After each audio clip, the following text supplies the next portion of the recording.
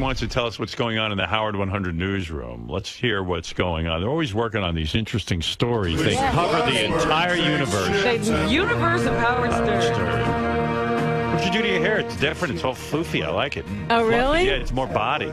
It's like a commercial. Oh, well, I got it blown out the other day. Yeah, and you didn't wash it, so you're trying to hold on to that. Yeah, women are funny. Women who don't know how to blow out their own hair, which was most women. Right.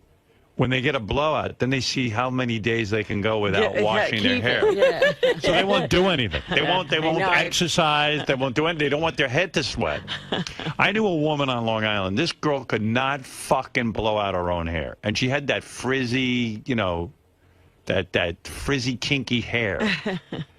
And so she would, I remember her routine. She got 2 blowouts a week. Wow. Right. She needed one for the weekend and then during the week. Nice. So like, well, this chick had money. Her father had money. So she would have a blowout before the weekend, like Friday afternoon for the big weekend. And then she would only take baths. And she actually gained a lot of weight. She got very heavy because she couldn't exercise. She couldn't exercise with her hair. Well, if you exercise, your hair's going to get all fucked up. And you got to wash it, and then the blowout is gone. Yeah, and they can't blow their own hair. Like, to me, if I couldn't blow out my own hair and that was my style, I would learn how to blow out hair. I would go to a salon, and rather than just always being at the... Because you're crippled. You cannot do anything if you got to go to this blowout with the hair. I would learn how to do it. I'd hire someone and say, listen, you're a professional. Teach me how to farm and I can feed myself. So this woman would, on Friday, she'd get a blowout. She'd bathe only in the tub on the weekends. And then Monday or Tuesday, I think it was, she could stretch it out till Monday or Tuesday. Because by Monday, that hair was looking a little freaky. Because it starts getting, like, kind of stringy and sweaty and smelly. Sometimes they even put talcum powder and stuff into their head so that, it's kind of like scrubbing it down. And then on Tuesday, they get the washout and then the blowout, and that carries them through till Friday for the next one. There's something new now. What do you got? It's called the Brazilian blowout, but they put this chemical or this protein on your hair, and then you don't have to get your hair blown out for like 3 months. You can do it yourself. Well, what you're talking about, this Brazilian thing, I know about this. Oh. What is this? Yeah, I know a lot of girl stuff. You know, I have daughters and things. And a wife. My wife's lucky. She doesn't have to, she's got straight hair. But this thing is some sort of process they put in your hair so your hair's straight. So you don't have to, so you don't have a hard time blowing out your hair. Yeah, but it's not good. You put some fucking weird thing they stick in your hair. Right. And you look retarded. Poor women with their hair. I know. When'd you get the blowout? How many days? What's day are you on? Saturday. See, I know my women. Saturday, Sunday, Monday, Tuesday. She's on the Tuesday. Wow. I'm trying to go all week. So you haven't washed your hair for 4 days? No, I'm really stretching it.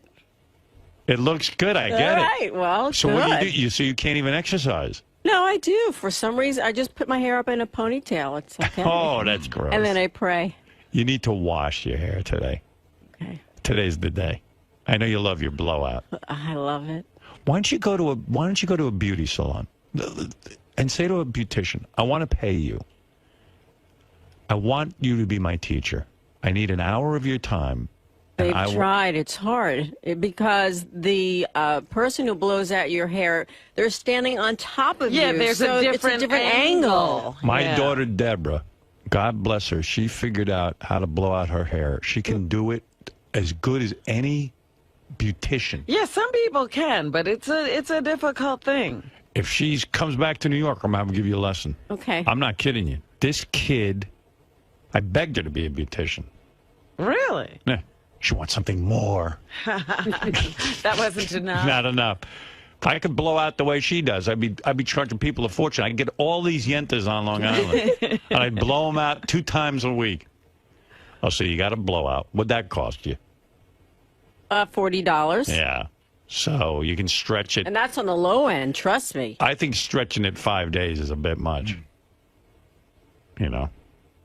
Well, also have this cold. It's kind of gross not to wash your head. They basically say you should wash your scalp every day. Yeah. No, yeah. dries it out. No. They say it's just like you wash your face every day. Wash your scalp. She doesn't wash her face every day. She's shaking her head no. Gross. I don't use soap on my face. That's why that date didn't work out with that guy.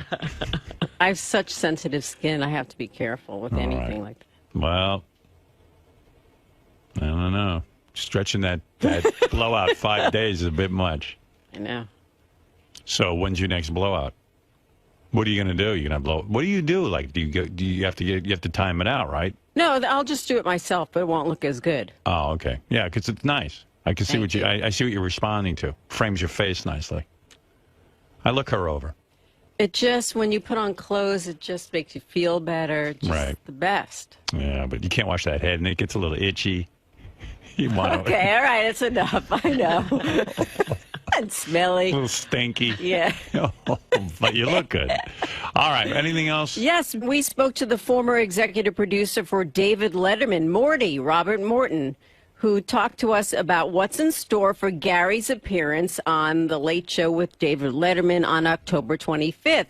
He admits there have been many guests who come out looking like a deer in headlights, but he says Gary's in the best hands in the business with David, and there's nobody that can make a guest look better than he can. And he says the people at Letterman are fantastic, and if Gary lets them do their jobs, he'll be great on the show. Oh, Gary will let them do their job.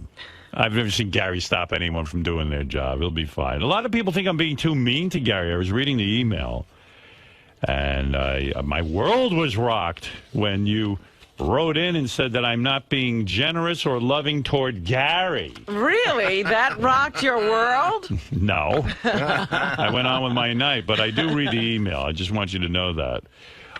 Listening right now to the battle of two narcissists, Howard and Robin. They can't believe anyone would read a book by Gary. Have they ever heard of a memoir? I never said that. Do they even know? I did. Do they even know people who are not famous sometimes have interesting lives and write about them? And shockingly, those books get published and read. Sorry to burst your enormous ego bubbles, but you don't have to be a famous narcissist to be interesting. This one says, oh, my God, tell Howard to lay off Gary. He should be proud that Gary has a book coming out. Well, why would I be proud? What? I know I will buy the book as well as other radio fans. It gets harder to listen when he makes constant abusive comments to him. Of all the staffers, Gary is the most competent and normal. You hire such goofballs. Shall we name names? Sal, Richard, J.D., Benji. They deserve your rants, but it gets old against Gary. Just chill, Howard. Then there were those who loved me talking about Gary on Letterman. This one says, Howard's rendition of Gary on Letterman was hilarious. I was laughing so hard the tears almost caused me to pull over. I wish I could see Howard's face. I heard it's priceless. Anybody who, with the free time to buy no less, read that book needs to get a life. Whatever that means. I don't know. Oh, the guy thought I was funny. Love the Letterman and Gary stuff. Keep busting Baba balls. Well, you see that? People like it, too. Can you imagine what that's going to be when Dave sits him down for that in-depth interview? Dave, I got to tell you, I was late to work today. Did you hear that story? See, I called Howard. There was a big accident on the, what was it? On the Cross Bronx. Cross Bronx, on the George Washington Bridge. Yes. I'm supposed to be at work at 9, but I got there at 2. And you get up, there's a whole world out there you know nothing about. That's right. Black guy walking a dog. I was lost in the Bronx. Really? I feared for my life. I said, I'm never going to see my book premiere. Anyway, I was thinking about Gary's appearance. I heard a rumor that Gary's going to try and be funny on Letterman, and I think my advice to him would be... Be Gary. Just be Gary. Don't try to be funny, because you know where that goes. What does he mean he's going to try to be funny? He told somebody, I heard through the grapevine. Working on a routine? Well, he wants to be funny. he has a couple of funny ideas. I have some ideas that I'll give to the producers, but if they don't, I heard you want to be funny. Don't be funny. Well, no, I don't want to be You funny. wanted my advice. I'm telling you what I told someone in private. I said, let's not tell Gary. Let him try to be funny, and that's going to be funny. Well, it's not me being funny. It's a bit that if he wants to do it, you know A what I bit. mean? A bit. You got a bit? No, it's not a bit. See, Dave, you'll say, Gary, I understand you're producer of the Howard Stern Show. Then I'll say to you back, that's right, Dave, I'm the producer. Can you believe it with my big giant teeth? And then you're going to say, my goodness, Gary, your teeth don't look that big. And I'll go, Dave, what are you, blonde? You're going to tell me, what am I, blonde? No, blonde. Like when you can't see.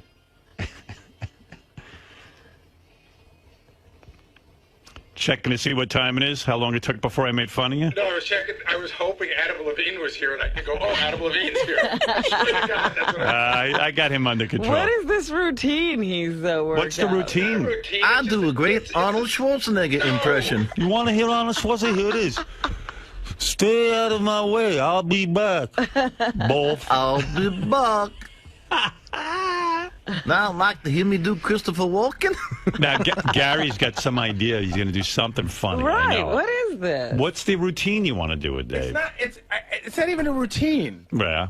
Listen, this was a suggestion. You said routine. I'm more bit. I nervous don't know. than Michael Bit. Jackson in a daycare center. I was going to say, Howard 100 News did a story on if they made a movie of the book, who would play me? And they went around the office and they asked everybody, and I was just going to say, you really get to know what people think of you.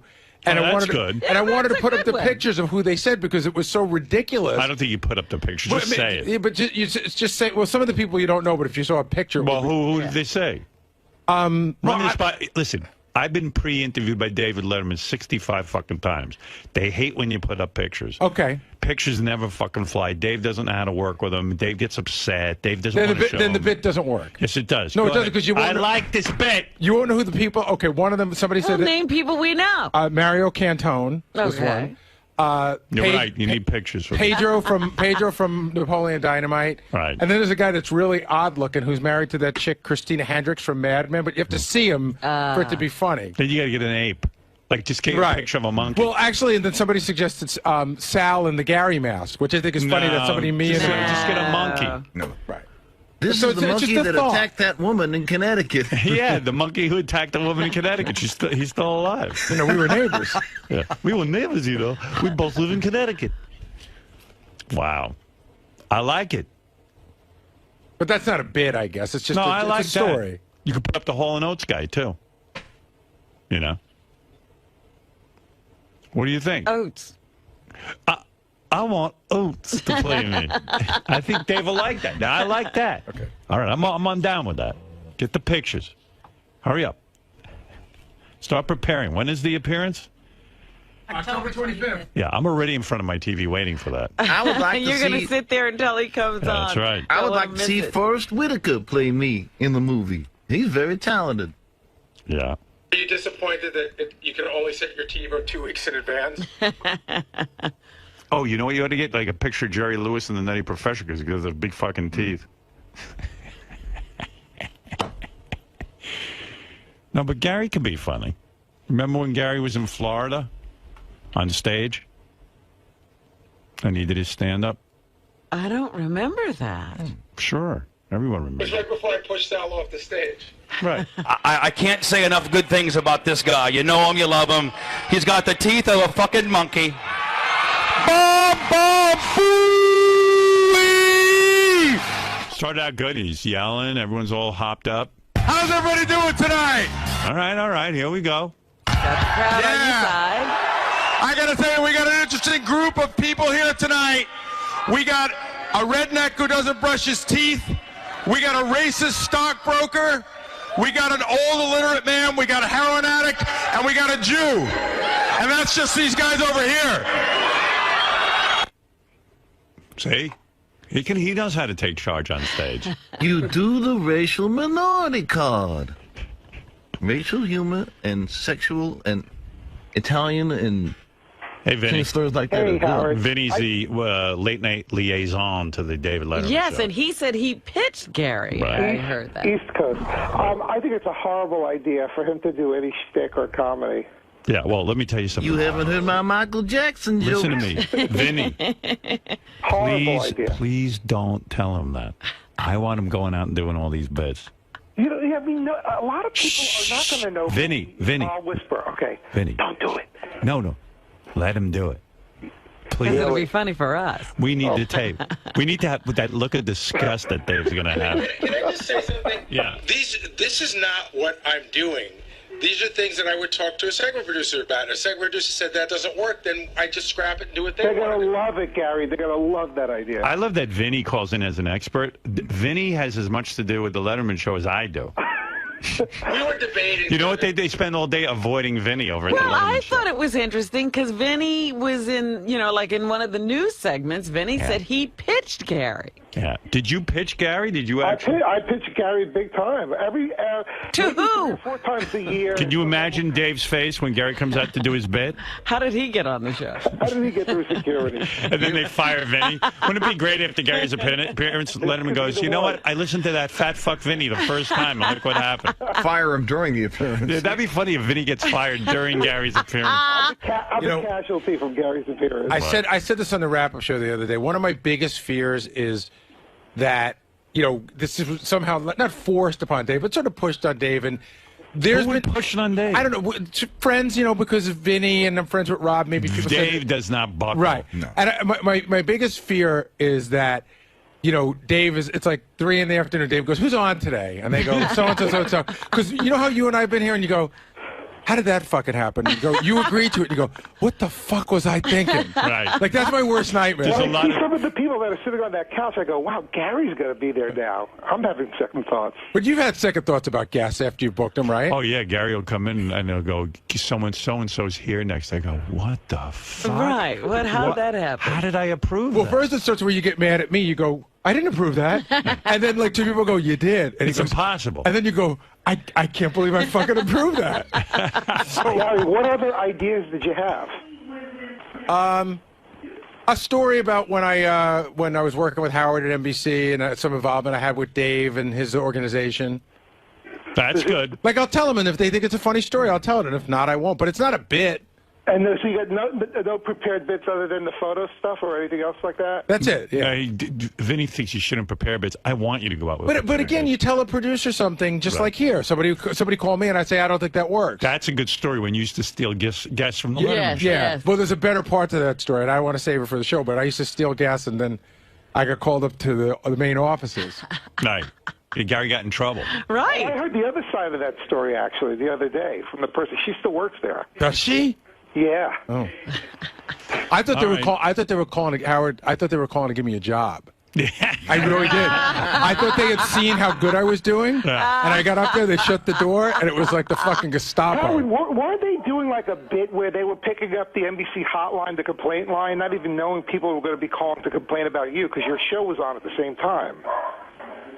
Yeah, Where's but Vinny, the dog that has nothing to do with No, it. I'm just saying, no, I'm talking about Howard now. That's more interesting. Howard, like, that was the bit on the show. Let's listen to the NBC hotline. And then Dave found out about you through people just calling in and complaining about your show. Right. All right. Hey, Vin, I got to go. You're off topic. Thank you. bye. Right. That veered way to the left. Yeah, Ralph. Dude, you ruined it. I thought we weren't going to say anything. Gary was know. going to go out and try and be funny. I was But I wasn't. I'm going to talk. You have some ideas. Listen, if they call you and say, you have any stories, I would have told those stories. I would have said those don't work, and then we move ahead. You two got into it yesterday, didn't you? Yeah. Ralph and Gary went at it on the wrap-up wrap-up show. show. I was fucking. I was feeling really bad about that, and I didn't think Gary was feeling bad too. I happened to go to the station. We talked, and I don't know. Me and Gary, I start busting his balls and stuff, and then it gets like serious and takes a really wrong turn. And I didn't mean to get mean. And, Well, if you want to know the truth, I'm with both of you. Gary. Yeah, but I'm with him. both you guys privately. What, And like Gary, at least once a day comes up to me and goes, "You know what? I don't hate Ralph or anything, but that fucking Ralph. And then he goes into a thing about you. Well, he gets under my skin for certain things. And then when I'm alone with Ralph, he starts goofing on Gary too. And I mean, so they're both guilty. They're both guilty. They both dislike each other, but they don't want to face it. And you know what I thought was funny, because Gary's talking about how Ralph has your ear, but he has your ear too. Ralph sees me once a week for an hour at the most. Yeah. Gary has my ear every day. And I hear a lot more about Ralph than I do about Gary. I don't know about that, but I'll tell you what Gary is so paranoid that Ralph, when he gets a hold of me, fills my head up. I am. Ralph and I talked about that. I mean, I'll admit, for at least a half hour out of the hour, we sit there and do the Gary impression. I told Ralph yesterday, we sat down and as soon as like I'm waiting there for you to get there, I'm doing my thing. You come in, and it's immediate. It's and like, I walk in, I see Ralph, I go, hello, Wolf. How are you? What's happening? My life's annoying today. Like, Howard, like, Ralph and I made up yesterday, but we sat down and we went over all this. And I said, in my mind, there's like a little couch in your room, and Ralph's sitting there with the book, and you sit down and you go, Ralph goes, this one's an asshole, this one's an asshole, look at this guy. Like, but I know it's not like that. Hey, Howard, I'm actually working on that book. Can you write a forward for it? No. Yeah, here's Ralph. In case you missed it yesterday, here's Ralph and Gary going at it on the wrap-up show. I was very amused. Oh, a lot of name calling. Yeah, I liked it. A lot of shithead stuff, all kinds of things. Asshole. Gary started cursing it. He started it. Yeah, I did. Gary was really angry. I went from 0 to 60, no doubt. Here we go. And for your listening pleasure, what happened on the wrap-up show? Who did you get to do the red carpet Emmy stuff? Julie. Okay. You also could have called me back and told me. I said I'd call you back. I said, if we're interested, we'll let you know. And then we weren't, and I didn't. Okay. You know what? I got to tell you, that's good producing. You know, I'm trying to help you out. Should I have called you back and go, gee, Ralph, we decided not to use you, but thank you? Yeah. That's what I would have done. That's what I think a good Who knows what you would do? You never held a job. Right. But you say that, too, and that's so not true. Well, you never held a job like this job. You just blurt stupid things out. So do you. Well, no, I can back my things up. You said that you said hold on, hey, you said on Superfan Roundtable the other night that all I do is sleep on the job all the time. Well, you just blurt dumb shit out too, fuckhead. I don't think that. You think I sleep all the time? There's videos of you sleeping. No, there's not videos of me sleeping. There's one moment, fuckhead. And fuckhead, that was also. Also what? You also closed the door. You put your feet up. It wasn't like you nodded off. You like. I didn't. First of all, I didn't put everything but put a blanket out. Okay, but Ralph, that's one time. You said you have many videos of me. I'm fine. No. Yes, you did. You just 2 seconds ago said there's videos of Gary. Yeah. Well, where are they? And again, you wouldn't know. You've never had. You haven't had to be at a job since you were in that fucking parking tent. Where we found you and the good graces of us gave you a job that you fucked up at Channel 9 and we continue to pay you. Sporkle, Scrabble, whatever the fuck you're wasting time with. Right. So funny. Oh, I'm horrible. Yeah, I mean, and by the way, it wasn't a parking tent, it was a parking booth. He was in a booth with a gate. He was the guy at the gate, like you hit the button. You mean the gate he'd raise the gate? Yeah. Oh, my. Right, you had a button. That would have been too much work. No, he just took the money. There was no gate. Right. There was somebody drive up. I'd hand them a ticket, and then on the other side they'd leave, and I'd take the ticket, punch it, and charge them. Wow. Yeah. You're no slacker. No. That was the greatest job. Is outside. I'd wax my car and hang out. These guys were going at it, man. Here's some more. Here I love fighting. What is it that you do, Ralph, that's so important to the show? I know that you call and you tell us what we all. Hold on, Ralph, hold on. I know what you call. You call us and tell us. Hold on, I'm talking. I'll fucking talk over you, shithead. I'll talk over you. Okay. I'm going to finish the sentence and then I'm going to finish this. Hold on, I'm going to finish the sentence and then we can go. You can tell everybody here what they do wrong, including Doug, how he shoots his pictures, Gary, how he produces a show, Jason, how he runs the website.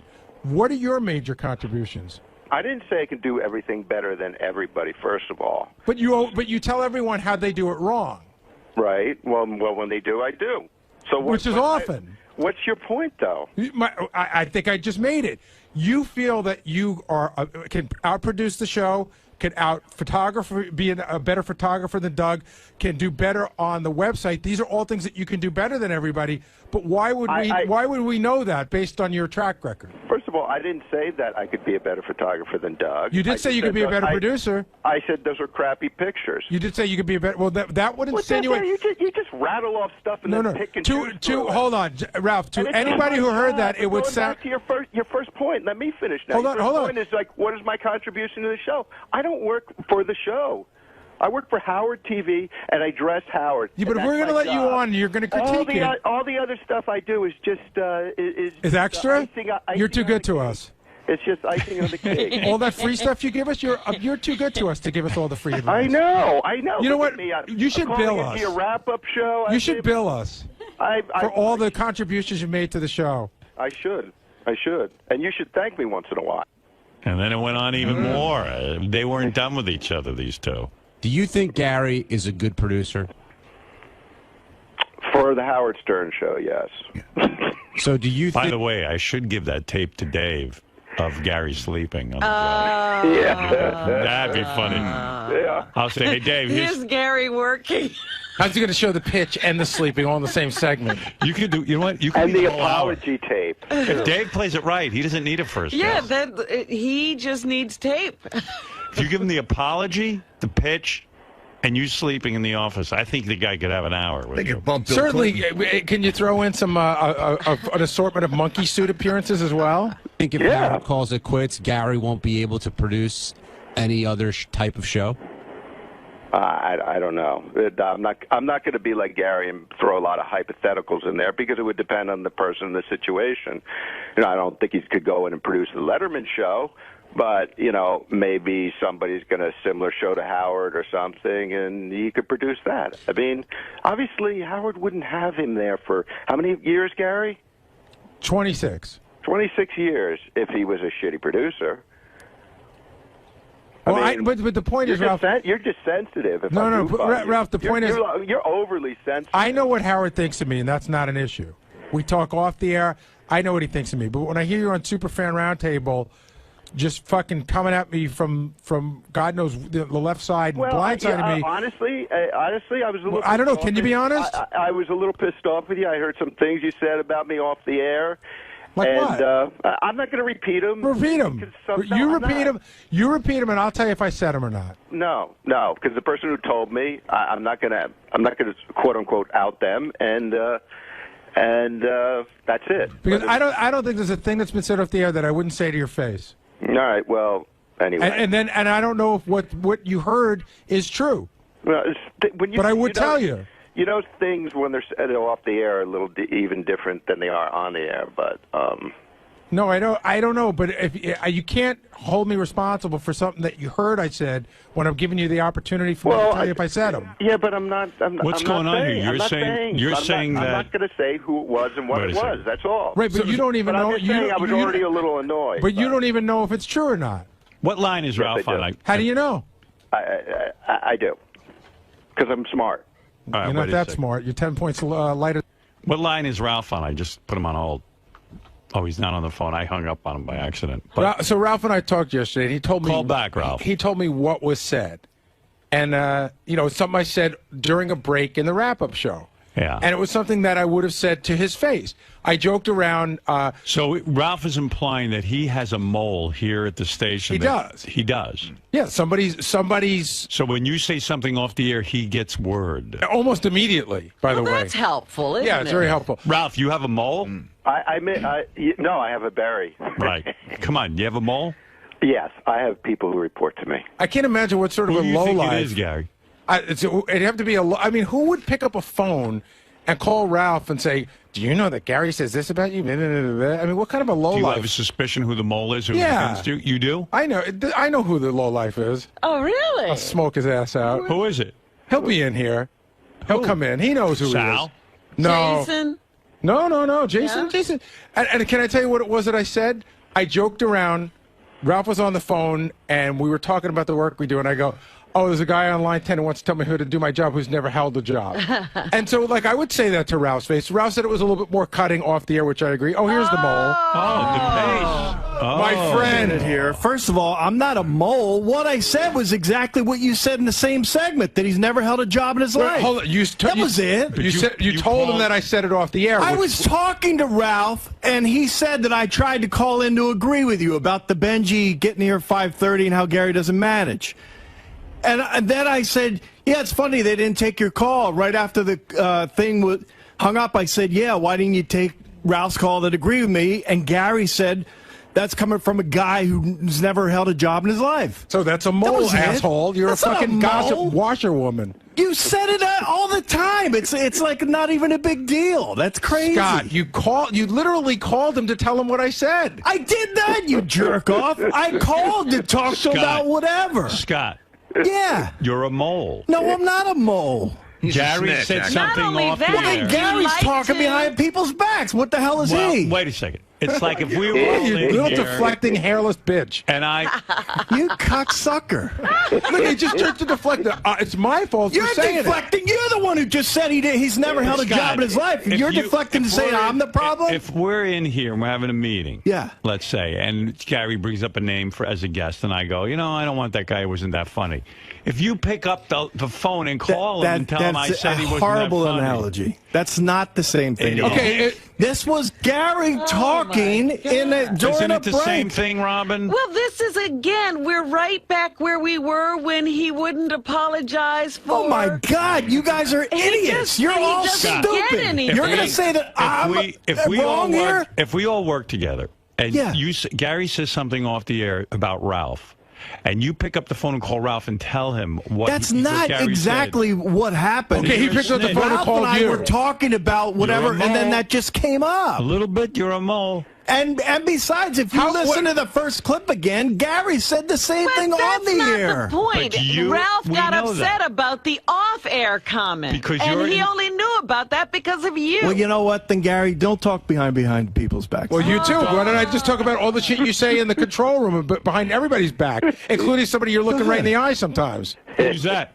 He says everything about everybody. Listen, you talk about this, talk about people's angles and blah, blah, blah, blah, blah. So if nothing's a secret, then why are we all working together? That would be anarchy. What's he saying about 𝗦𝘁𝗄𝗿? Go ahead. Oh, I think she looks good. Oh, my God, he laughs at her. Blow-headed Joe. He laughs at 𝗦𝘁𝗄𝗿. Did you just laugh uncontrollably? I did. I was making fun that she found it so funny that she hasn't washed her hair since Sunday. He's laughing like she laughed uncontrollably. I mimicked that. Big fucking deal. The point is, if Gary says something about Ralph, in a room, and you pick up the... granted, maybe Gary shouldn't have such loose lips. He's got giant rubbery lips. But the point is, if you pick up the phone and call Ralph to tattletale... That's not exactly what happened. You're a mole. No, he's actually a rat. You're saying it wrong. That's a mole. What happened was Ralph and I were having a discussion. If Ralph asked him to feed him information, then he's a mole. But since he kind of did it unsolicited, he's a rat. I'll mole on Gary any day I want. I know. Listen. You know what, Howard? Honestly, Scott and I were talking probably for like 15, 20 minutes, and he just mentioned it in passing. He didn't call me. But mentioning it is in passing or otherwise is sort of like, listen, Ralph, there's things that are probably said behind my back that people don't tell me, and there's things that are said behind your back that I don't tell you because it just creates chaos. What happened yesterday? Ralph came in. You wouldn't want chaos around the Howard Stern show. Well, you know what I mean. Ralph came in and apologized to you? I called Ralph. Yeah. I called him as soon as I got off the air, and I said, because I knew he was on his way here. Right. And I said, hey, man, do me a favor. As soon as you get in, stop by my office. So as soon as he sat down, I said the first thing, I said, we're degenerating into a weird place that I don't really want to go to because I'm not that mad at you. And he goes, oh, my God, I feel the same way. And then it was just like... Did you guys blow each other after this No, but it was sort of cool. We sort of felt exactly the same way. Right. And we didn't know how it got to that place, and we... So now you're friends again? Yeah, we're always friends. You guys really don't like each other. The thing is, the show really brings the worst out in me sometimes. It's encouraging. There are things you don't like about Gary.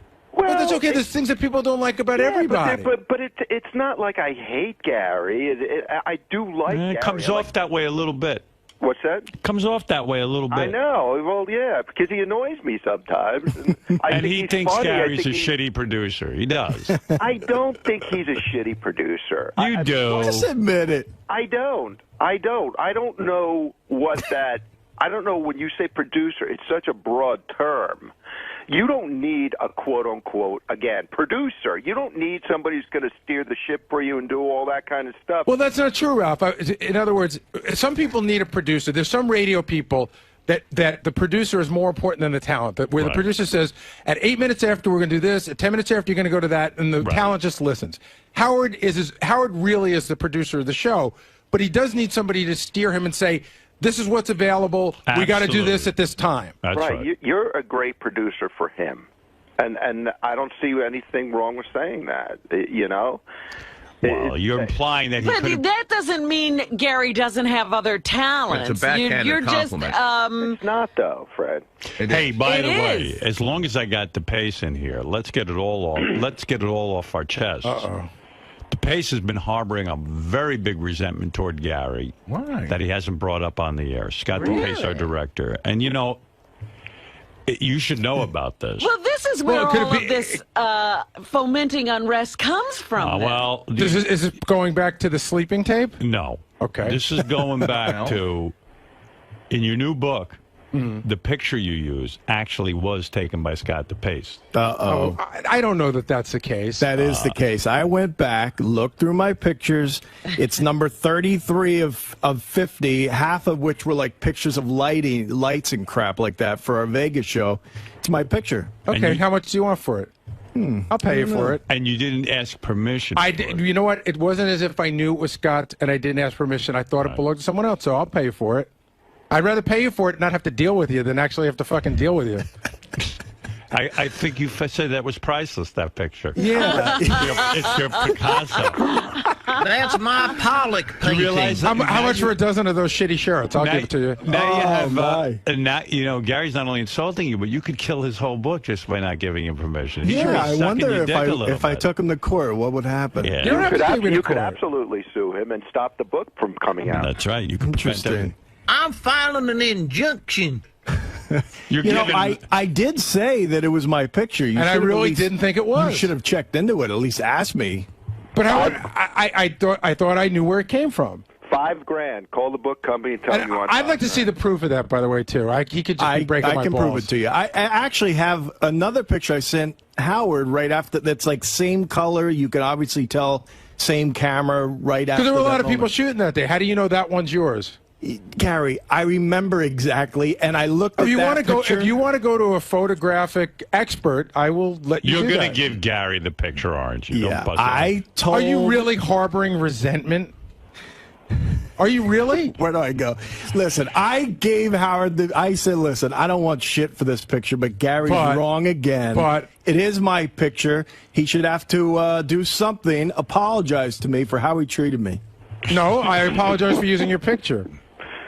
I apologize for using your picture without your permission. That's all you'll get You know, from to this me. day, when I drive up to the parking garage, he literally will start running so he doesn't have to walk in. No, I don't start. Are you two really? I talked about this It's the other day. unbelievable. Here's what happened. You don't want to talk to him. Such a baby. If Scott and I got out of the car, we used to get out of the car at the same time. Sometimes we wait for each other.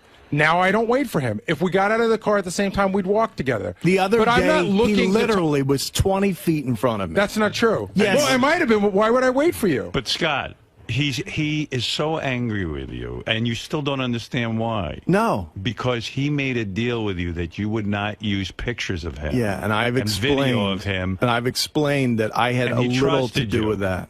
No, you had everything to do with it. No, I didn't. Not, Of course you did. Not with getting that tape And to so you. did no. I, and so did Doug. The three of us are guilty, and accept your guilt. And you especially had to deal with Gary. Right, you probably have the most guilt because you had the conversation with me. But we're going in a circuitous conversation because he'll just again tell you how it's not his fault. Right. But yeah, do I harbor resentment? Absolutely. Do I want to hang out? Do we talk to each other? Yes. Are we working together? Absolutely. Has anything changed there? No. But do I want to be the kind of friends I was with him? I don't think so. Yeah. Friends you were. You know, everyone I tell the whole story to about this whole Gary sleeping thing, they all they all have the same opinion that Gary always didn't like me, and it was just this. But that's not true. Listen, you broke a trust. Gary said to you, "You're not going to use tape of me while I'm off mic," and you said, "Absolutely, I promise you." And then you broke your promise. Scott, yeah, but you know what, Howard? Gary created a whole deflection around that. He put his feet up, he kicked back, and he went to sleep during a big segment. I mean, that was just awful. And he managed to create this other story, make it about Scott. I didn't create a story. I took, again, Ralph, this is why you get under my skin. So this is why Ralph gets under my skin. But okay, I never created a deflection. They made fun of me they still make fun of me. It's in every fucking joke. It's in songs. Every time I hear it, I cringe. It fucking bothers me. Right. Okay? So I dealt with it, but this thing with Scott is real, and if it would have happened to you, Ralph, you'd be just as pissed. If somebody fucked you over like that, you'd be just as angry. But he's right. You did. You Hold on. Wait a minute. I didn't answer. I'm not talking to you. I'm talking to Ralph. I've already dealt with you. Ralph, if somebody fucked you over like that, how would you feel? I said at the time, I'd be so pissed off. I don't like people when they record me when I don't know it, and that's a total invasion of privacy. Right. But I also would never allow a camera in my office or in my house, and then if I was going to go to sleep, I would certainly throw something over it and cover it. I mean, you're sleeping on camera. You got to take responsibility for what you did. I have taken responsibility for what I did. Why were you so tired that day? I forget. I ate 7 black and white cookies. He's probably writing his book all night. Yeah, right. He was still writing his book. Nobody's going to read your book, Baldy. He was up stealing your pictures. That's it. I'm not giving you my picture. Take that back and apologize to me right now, or I'm not giving you the picture. Fuck you. All right, you're not getting it. You're taking away the rights to your picture? Right. Sue me. Okay, we'll be at court then. Who's your book company? Simon & Schuster. All right. Hope they have deep pockets. It'll be Simon, Schuster, and DePace when I'm through. You should have a lawyer call over to them today, Scott. He'd have to pay for one. He didn't like doing that. One last thing about this mole comment. I called Ralph yesterday after the show and said, listen, if that was me that you're talking about, because I didn't know, by absolutely go ahead and say that I said that, because I don't hide behind those comments. You know what? I would have said who it was, but quite frankly, I forgot. I didn't even remember who it was. Well, anyway, there's obviously a lot of bitterness that Gary in the morning avoids you and walks. Well, he does the same thing. Listen, even when we were alleged friends, he gets out of Scott's very odd. Even when we were like buddies, if he gets out of the car 2 minutes before me, he just walks. He just wants to do what he wants. So it's not like we're a couple who walk to work together. You're crazy. Who do you like better, me or Scott? Everybody, Brian, me, and Sal, we would have these walks with Gary where Gary would just take over the whole friggin' conversation. And suddenly you're not even there. He's just yap. In my world, you're not there anymore. You're invisible, except for that fucking shining light on your head. Gary tends to dominate the conversation, I guess. Oh, my God. Oh, my God. Hey, what happened? The guys be walking to work and Gary was the only one allowed to talk? Yeah, and we would all sit there and look at each other. Jesus, he doesn't shut up. You know what? He's being... Hey, guys, is that true? That's absolutely true. Really? Sal and Phelan will back me up, unless they're pussies. You know, this feud has actually gotten, it's gotten so sad that I had Gary out to my house this summer with his wife, and I said, Beth said to me, gee, maybe it'd be nice to have another couple or something. I said, I'm dying to get... I'd forgotten you guys were having a feud. I said, gee, I like socializing with Scott DePace. And his lovely wife, Pam. And his wife, Pam. I like them. Fantastic lady. Yeah. And I said, oh, and Gary... And I went, oh, no, Gary's at war with Scott.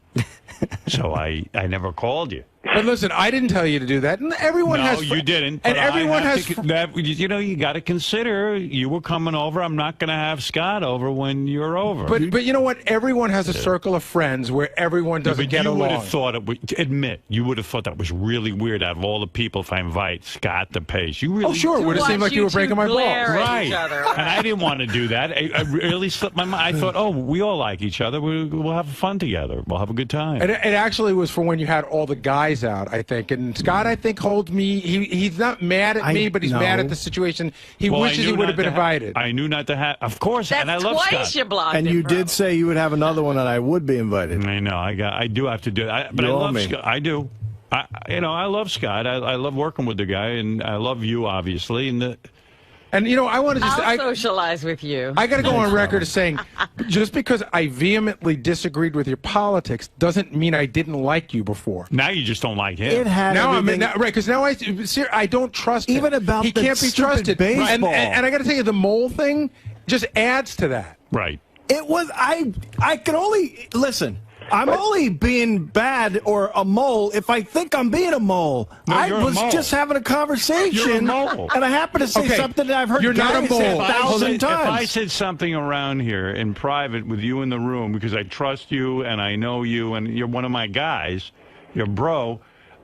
Suddenly, if you pick up the phone and tell Ralph, hey, you know what Howard said today in the meeting? But you're painting a different picture than what happened. That's not what But you happened. know what? Anybody would have handed that tape over, Gary. I'm sorry. No, Anybody. hey, and I'm glad he did. Yeah. I'm so confused. You're not a mole. You're a washerwoman. What does that mean? Like a gossip, like a gossipy girl. Right. And you're sleepy. I mean, what the fuck? Wow, that hurt. Ooh, ouch. If I ever were going to fall asleep at work, I certainly wouldn't put my feet up and just kick back the way he did. Like, I don't fucking No, you don't care. fall asleep. You just leave early to play golf. He didn't care what was going on this show. Don't He miss it. just said, fuck it. Don't miss it tea time. Well, that That's is right. true. It was Wolf, nap time. I don't care if you need me. I got to go to sleep. You can accidentally fall asleep maybe where your head leans back but man, that was just fucking Flagrant Yeah. violation. What? Fuck him. Fuck him. Fuck him. Fuck him in his picture. I'll fucking, you know what? I'll get every book and rip the fucking page out. All right, if anybody gets Gary's book, what page is that picture on? Don't know yet, but send it to Scott. I'd love to have his fucking mailbox You overflowing can with have his... all his pictures back. All right, listen, I'm I trying know. to think, how can maybe I could give the picture out or something or ruin it somehow. Is there any way to... I don't know, use your 121 IQ and go figure it out. You're a 122. genius. You were 121, dummy. Oh, yeah. Dummy. You two are too much. See, the problem is, Howard, you love people arguing too, and we all like to please you, so we all end up arguing. Hey, don't blame this on me. By the way, To that That's rationale. convoluted. That's convoluted. Wow. Scott, Gary, Ralph, continue Time for this. Gary's nap. He's got to go. All right. Oh, Up. boy. Gary had to go to sleep, Ralph says. So we interrupted his nap. I didn't realize all the guys were like at each other's throats like this. There's a couple of guys here, yeah. Oh, there's more that I know about of people who Really? don't like other people. Oh, jeez. I don't even bring it up. Yeah, there's a whole thing. You're at work. We forget this is work and that people, aren't going to get along. I could make a chart of who likes who and who's on what side. Really? Yeah. It's almost like the mafia. You have 5 different families. It's very cliquey around here. All right. Like, I always thought Jason and Will were like best friends. And they're not. No. That was a surprise to me, too, when No. I finally realized that they're not close. No. They don't even like each other. Well, Jason, I think, likes Will. Will doesn't like Jason. Right. Yeah, it's a whole thing. But that's not even a tenth of it. That's tip of the iceberg? Tip of the iceberg.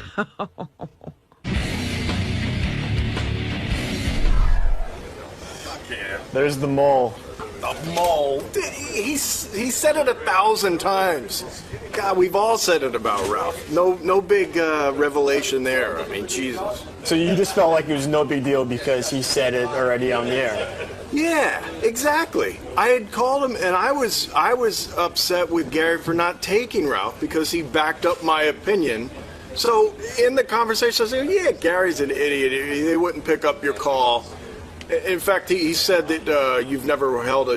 That's coming from a guy who never held a job in his life. So what does his opinion count? That's why he didn't pick up the call, is what Gary said.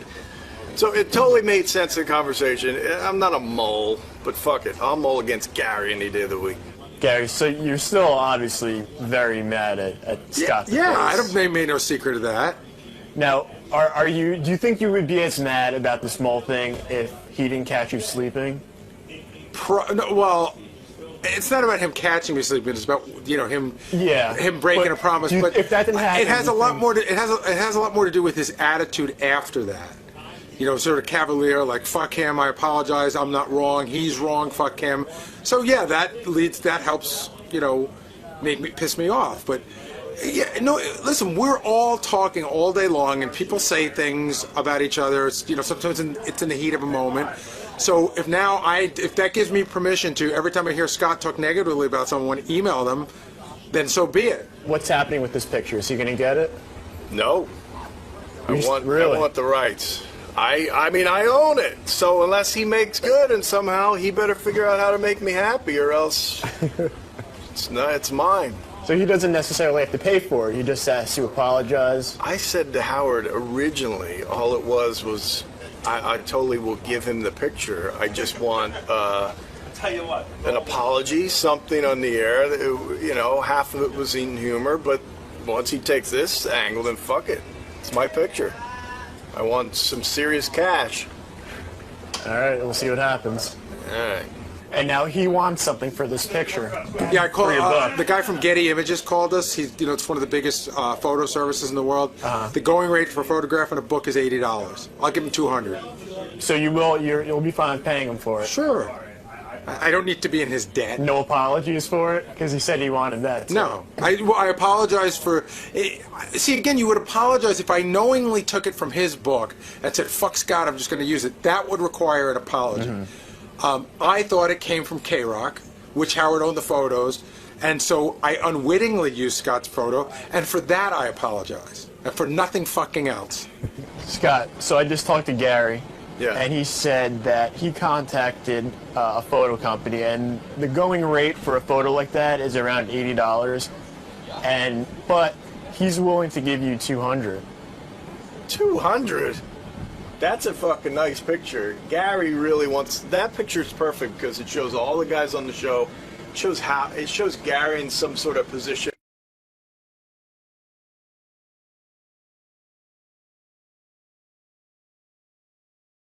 I mean, this place is a lot of turmoil. Really? Oh, yeah? Oh, yeah. I mean, everyone. The wrap-up show was like, it was 15 guys in there just ready to unload on her. Well, yesterday. listen. And no one wants to be mean and make her cry, but it seems, I think the thing that's frustrating the most is that she doesn't seem to get it. And it's just like tunnel vision. It's like she sees it her way and we're all idiots.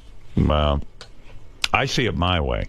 Well, you're right. It's your show. You're the boss. How she feels about this ruling. But I mean, if anybody else, well, it's a clear ruling, Robin. I'm saying, look, anybody who wants to use these airwaves, the Howard Stern Show airwaves, you can't pick and choose how you want to use them.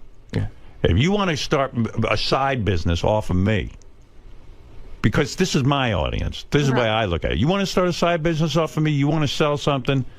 All right, I'm open to it, but don't tell me that I can't bring a camera there. Fine, you don't want to bring a camera, then don't use the airwaves to promote it. That's how I feel. I mean, two-way street. Yeah, you can't choose how you're going to use me. I'm telling you the rules. These are the rules. The judge has spoken. Tell your mother, 𝗛cie, and ask her a review. Ask her to review it. It's a package deal. You can't. It's a package. Now you said something meaningful. Thank you. Package deal. That's a good term. I like that. Good for you, 𝗛cie. And Lisa wants clarification, or anybody else around here wants clarification, come see me. Right now. Right now is the chance to talk about it. Right, Doug? Absolutely. I mean, there's times when people don't want things on camera. Of course, we respect that always. Right. But to just shut it down is just unacceptable. Yes. The thing I don't get is putting it on Howard TV is only going to help. I mean, you may be in embarrassing situations, but ultimately, it's only going to help your product. By the way, Howard TV did a behind the scenes of me at AGT, which you sent me to watch last night, the preview.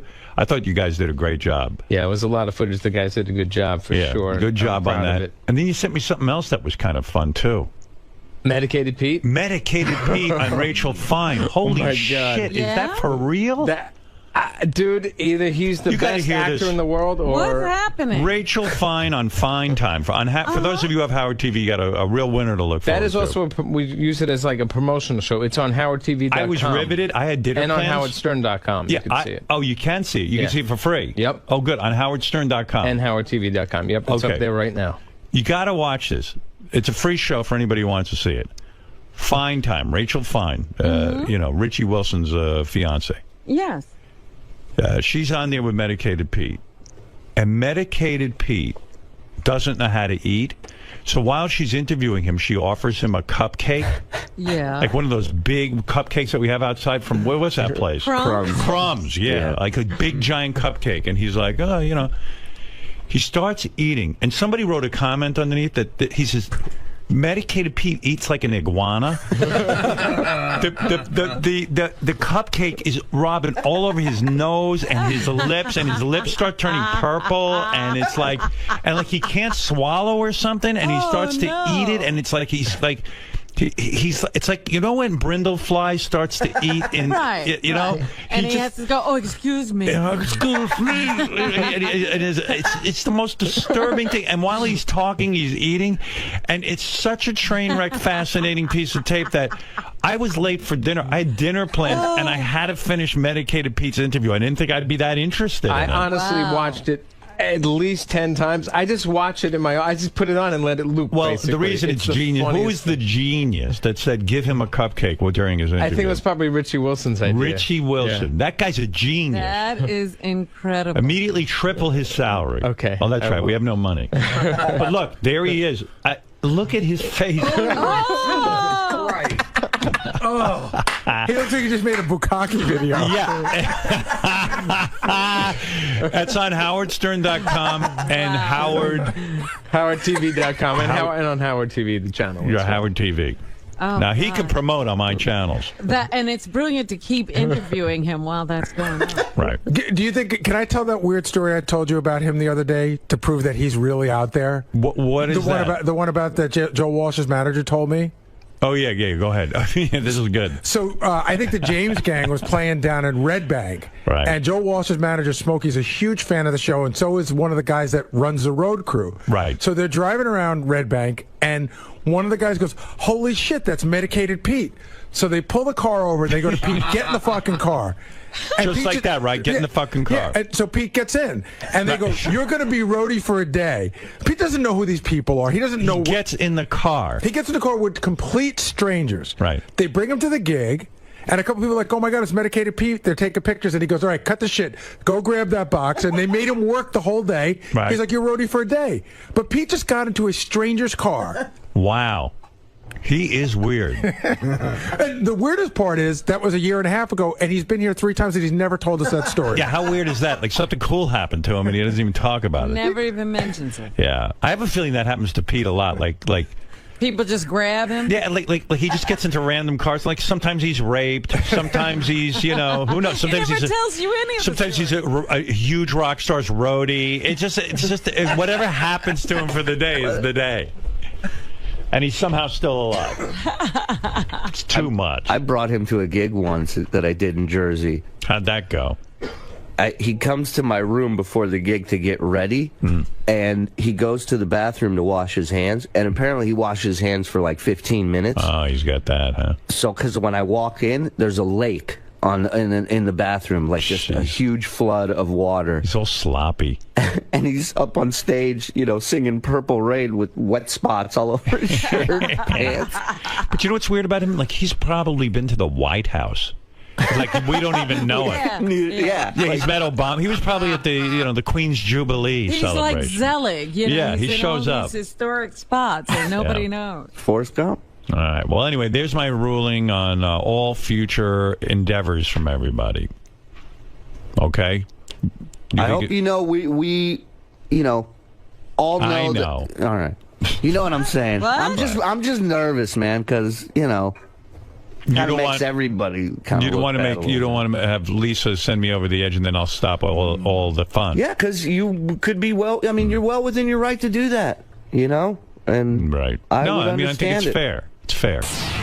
Doug, do you feel relieved that, because you've been holding this back, you've actually been protecting I never brought this up. Right. I saved her face on this. I was being professional and respectful. I don't know who brought it up. I don't really care. But someone else brought it out yesterday, and obviously it came up, but it wasn't me. I kept professional on this. I did not rat her out. I was going to save it and just not bring it up on air. But it came up, and I feel like, the judge has spoken. The boss has spoken. It's crystal clear. There's, 50 people up here? 49 get it. So. And you knew Howard would share this same thought process. Like, who has done this? Who would, that's like me asking John right now for holding a microphone. Like I said in there, John, pay me. Get this microphone away from me. I want to be paid. I work for Howard TV. This isn't I'm splitting hairs, John. This is Howard TV. I don't work for Sirius XM. Pay me for this, John. Could you pay me? Answer the question. Pay me. No, thank you. Why? Because you work for the channel. You work for Howard. We all work for Howard. Package deal. It's a package deal. Yeah, it's a package deal, of course. So will you cover Lisa's Sweet and Me? Now that's a good question, and I'm going to be hypocritical, potentially, because part of me doesn't want to cover it because I don't want to help her out now. She split hairs and made her feelings known, and it's insulting. And the other part is like, no, I wouldn't do that to the show. I'm gonna if she God, I can't believe I'm saying this. If she allows us, really, don't exploit and try to sell tickets through the show. No, yeah, we would cover it, sure, and I would be happy to cover for other ones, and hopefully, because I'm a good guy, I'd like to help her out. So if this could help her blow up her business, sure. Do I think it should would I be happier if it all went away? Yeah, probably, that's the truth. But yeah, I'd cover it, and I'd cover subsequent ones as well. It seems though there should be no gray area. Howard ordered Lisa to give access to Howard TV. Yeah, this shouldn't be, but we're dealing with Lisa, and Lisa seems to go by her own rules in her own world, so there might be another conversation Howard has to make it even clearer than he just did. That would be my guess. Lisa? Yes? Howard declared you must do interviews with Howard TV and allow Howard TV... No, that's not what he said. He said, if I'm using the air to promote an event, then Howard TV needs to be there, and I agree with him. But Howard did say we're all one team, and he wants you to participate in all Howard TV productions. That's not what he said. But I'm there 100% in the hallways every morning. You're parsing words. You're not. That is what he said. That is not what he said. That's not what I heard. Go back there and ask Gary what he said and Doug what he said. That's what he said. He said that he expects me to... Yes, he says he expects you to do interviews with TV for behind the scenes, and he expects you to do everything just like what he expects everybody to do. Well, then that's what I'll do. If I have time. This comes first. Okay. But you're parsing words, that's all I'm saying. I am not. That's what I heard. Then maybe I missed something, but that's what I thought I heard. I called you last night, Robin. I know, but it was right before AGT, so I figured you'd go into that. I wanted to watch it, so I figured we'd talk today. Yeah. Can't interrupt AGT. Well, it was 20 minutes before AGT. I figured we had some time, but you're right. You need to prepare for AGT. By the time I saw the message, I think it was like 10 minutes before. By the way, how good was AGT last night? It was really good. Yeah, those hour shows fly by. They really do. Yeah, you don't realize when you're sitting inside how much is going on outside of the venue, how much is going on in the wings. I mean, again, I get hung up on I try to remember everything I said because we taped for 4 days straight, like 2 shows a day. In Austin, yeah. Yeah, but I was really pleased with the show last night. I thought it was a real good one. And but speaking of things AGT, how about the guy from the night before who is a war hero and stuttered? Did you read that he is a complete fraud? No. Yeah, like it was a total scam. What's even funnier, in some of the papers it goes, Howard Stern was scammed. Like, not even America's Got Talent. Yeah, like you did all the vetting. Yeah, like I run You're not the show. just sitting there. Yeah, no. Well, first of all, there can't be anything more despicable. You know, there's so much on my mind because I am dying to tell people what happens in Vegas. Not just about this guy, but about a lot of the talent. Uh-huh. All I can say this season on America's Got Talent, if you're following along at home, expect the unexpected on every level. Well, tonight they, or was it next week, they were promoting that something's going to happen that's really shocking. Well, I think what they're going to show, based on what I saw the same thing, and I don't know, they don't tell me anything, but a lot of times Howie, Sharon, and I really violently disagree. And because they edit and they only have an hour, they don't always show all the disagreements. So I think it seems like you three are on the same page with most things. Yeah. In fact, Ronnie was saying how much he enjoyed the show last night because they did show some of the disagreeing, a little bit of it. And there's one play. I get so mad I eat half of Howie's face off. It's crazy, like full-on cannibalism. But yeah, they sort of indicated that there's a real Howie wants someone to go through, and you're not right.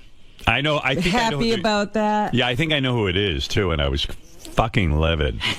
But so I don't know how much they're going to show of it. It's funny, like the things they choose to show too. Like I was doing math at the table, when I do math. Right, yeah. And I was surprised they showed that. I was glad they showed that, but because everyone wanted to know how much time we had left, so I did the math for them. Or how much time per contestant you were. Yeah, right. Yeah. I said, let me handle the math.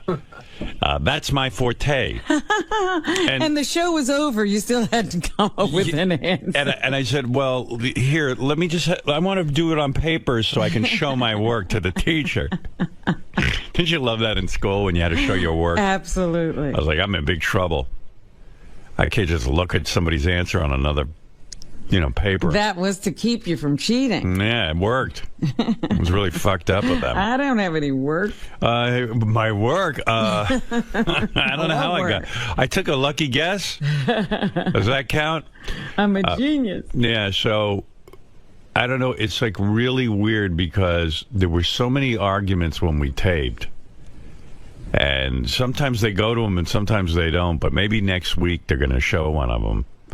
Yeah, I like that little Snapple room thing, too, where you guys are sitting back there talking about some of the contestants that really impressed you. Yeah, but you know what's crazy? What was going on? What? When we were taping, we would be in the Snapple room for over an hour, at least twice a show. Really? Yeah, and like all it is 3 seconds of the show. It's great. And I sit there and I go, you're kidding me.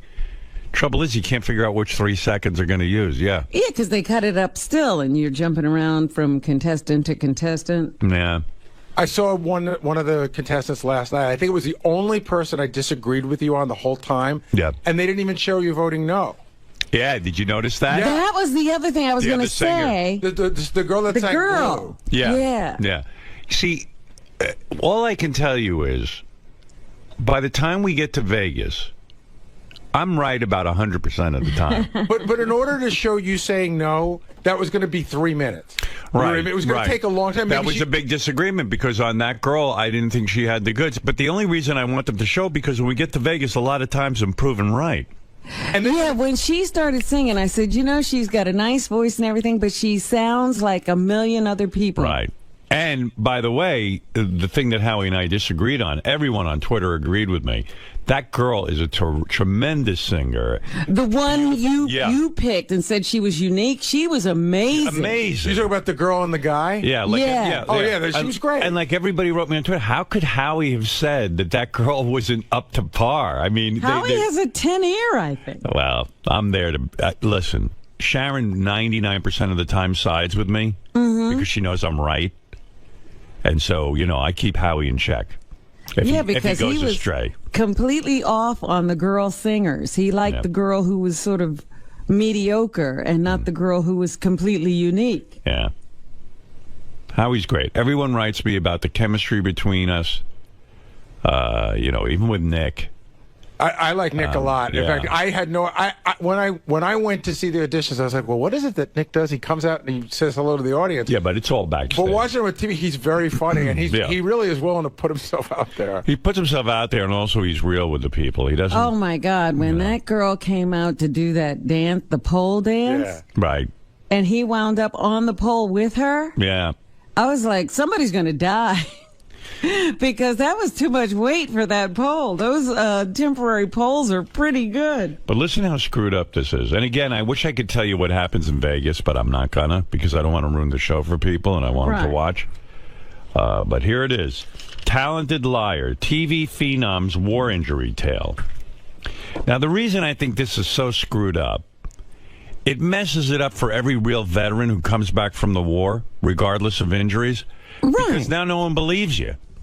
Now all of a sudden, the one thing that was, remember in The Wire when the criminals talk about you never kill somebody on a Sunday morning church? Yeah. It's like that. It's like you could be the most fucked up liar on the planet, but you never lie about your military service. Gotta have some rules. Well, you remember that guy running, what was he running for? Senator in Connecticut? I think Senate. He lied about Vietnam. He won. But this lie is so wrong on so many levels. TV phenom's war injury tale. He's got talent. This is the guy from America's Got Talent. I'm assuming most of our fans are watching the show, so they know what I'm talking about.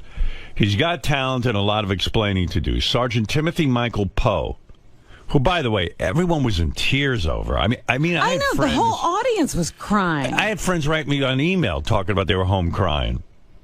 Sergeant Timothy Michael Poe, a country western singing National Guard veteran. Remember when the National Guard didn't have to go to war? Like now you do. Right. You used to go into the National Guard to stay out. Yeah, forget it. You can't hide now.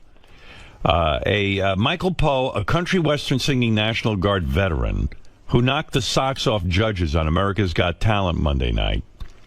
It is a stutterer who claims to have suffered a brain injury during a 2009 tour of duty. If you remember, he said he stuttered after he got blown up. Right. Yeah. Military officials said yesterday he had never been wounded. Poe, whose silky smooth rendition of Garth Brooks, If Tomorrow Never Comes, left dozens in the studio audience crying. He said he began to stutter 3 years ago when he was heard attempting to shield his men from a rocket-propelled grenade blast, and now can speak clearly only when he sings. I mean, what an involved story. And by the way, that means like some guy in the military was watching this and said, let me check this guy's record. He probably knew him, said that dude wasn't ever in any action. But if this is true, then what was this guy thinking, that he wasn't going to be discovered? Yeah, like the military doesn't watch TV? I mean, everyone is going to think he is a fucking scumbag for lying about military service and getting blown up. I don't think he really thought through what would happen if he got on TV. But the Minnesota National... But his wife was there with him, too. And they have had scam artist teams before. Yeah, but no, the wife says, I don't know anything about this. Listen to this. But the Minnesota National Guard said yesterday that Poe was never injured in the line of duty, nor did he serve in the military for 14 years, as he claimed on national TV. He must be like one of those women who like gets themselves ill so people will feel bad for him. Munchausen's disease. He's got the male version of Munchausen's disease. Sergeant Timothy Michael Poe served in the Minnesota Army National Guard from December 3rd, 2002 until May 26, 2011. Let me do the math there. Real quick math. I think that's 9 years, not 14. Right. And performed as a... sorry, I didn't write it down. I don't see any work. I didn't do any work. And performed as a supply specialist, said Lieutenant Colonel Kevin Olson, a spokesman for the Minnesota Guard. Quote, his military records indicate that he served with the Minnesota National Guard in Kosovo from October 10, 2007 until July 15, 2008, and was deployed to Afghanistan from July 28, 2009 to August 30, 2009. So he did serve, and he was in Afghanistan. Kosovo. No, it says also, he says was deployed to Afghanistan. Oh, okay. From July 28th, 2009 to August 30th, 2009. I think that's almost like a year. but I'm not sure. I'd have to really put pencil to paper. I'm not. No, wait. Up. Let's see. July 28, 2000. July. Yeah. July, September. No, what comes after July, Robin? August? August. All right. I skipped that. August. That's 1 month. Right. He was there a month. Holy smokes. Not Boy, that you can't get hurt in a month. Once you do the math, and, you know, it's complicated math, I'll admit. That's a month. I thought it was 2008 to 2009. It's 2009 to 2009. That's a month. Don't get tricked. That's a trick question, you know. That's right. And he's not telling you what part of the month. It could have been a few weeks. He might have been there a day. Sergeant Poe's official military records do not indicate that he was injured by a grenade in combat while serving in Afghanistan in 2009, as a report said the spokesman. Poe's ex-wife, Kelly Ballard, said she had never heard her former spouse stutter like he did on the show. So it was a fake stutter. Right. Wow. There was no... Well, you notice that when he was talking to Nick said, you got through that whole sentence without a stutter? Yeah, he forgot. Like he forgot. Yeah. Holy mackerel. There was no combat injuries, said Ballard from her Texas home. I think he's developed a feel sorry for me. I feel sorry for me stutter. Oh. Boy, this really sickens me. I know. And not because it happened on America's Got Talent. I mean... In general. Just, yeah. I mean... Oddly enough, this will probably bring more viewers to America's Got Talent. This is like a full-page ad for the show. So from that aspect, it's good. But the bad part of it is for military guys who actually serve, and they're walking around with one leg blown off, and then they go and they go, can't tell their story. Yeah, you go and say, hey, yeah, I got my leg blown off with a grenade. Yeah, right. Yeah, Just like the guy in America's Got Talent. There was no combat injuries, said Ballard from her Texas home. I think he developed a feel sorry for me stutter. In a video detailing Poe's backstory filmed in the Austin, Texas auditions for Monday's show, the country singer said that in Afghanistan he volunteered to clear buildings and help rescue wounded people, and one day someone armed with a rocket-propelled grenade launched open fire. How the fuck did he do this? With a straight face. Somebody told him a story, and he decided to make it his own, probably. I saw it coming down, and by the time I turned and went to jump on top of my guys, I yelled grenade, and the blast had hit me, Poe said. You know what's amazing, too? They didn't even show my whole speech to him. I was talking about his service, and... Well, you thanked him. I did, but I did a lot more. They have to edit it down. Thank goodness they didn't show it. And I remember, I thought I was about to lose it and cry for the guy. That's how upset I was for him. Yeah, thank goodness they saved you with the editing. Yeah. I could have looked like a real pussy. I saw it coming down, and by the time I turned and went to jump on top of my guys, like he's a huge hero. Right. I mean, this is a story with nothing but hero smacked all over it. I yelled grenade, and the blast had hit me, Poe said. He claimed that had he not been injured, he might never have discovered his singing voice. Right, because he discovered that with this speech pathologist. Boy, I wish I could tell you what happens in Vegas. I wish they would fast forward on that one. Well, don't, because, right now, as far as we're concerned, he's still in the competition. Oh, yeah, no, he's in. But that's what I'm telling you. We might go to Vegas and fall for it even harder. That's what I'm telling you. Just be prepared. But Ballard said years earlier he was the lead singer in a band called Crawl Space. Show producers said they first learned only yesterday that Poe had been lying. Poe could not be reached for comment yesterday. Yeah, and they actually vet these guys pretty well, I thought. Yeah, he crawled back under his rock, apparently. Oh, my God, I want to interview him so bad. I want to interview this guy so badly. Well, there should be a law that you can't misrepresent your military service. Especially in front of me on America's Got Talent. Yeah, you go to AGT jail. Yeah. There's got to be an AGT jail.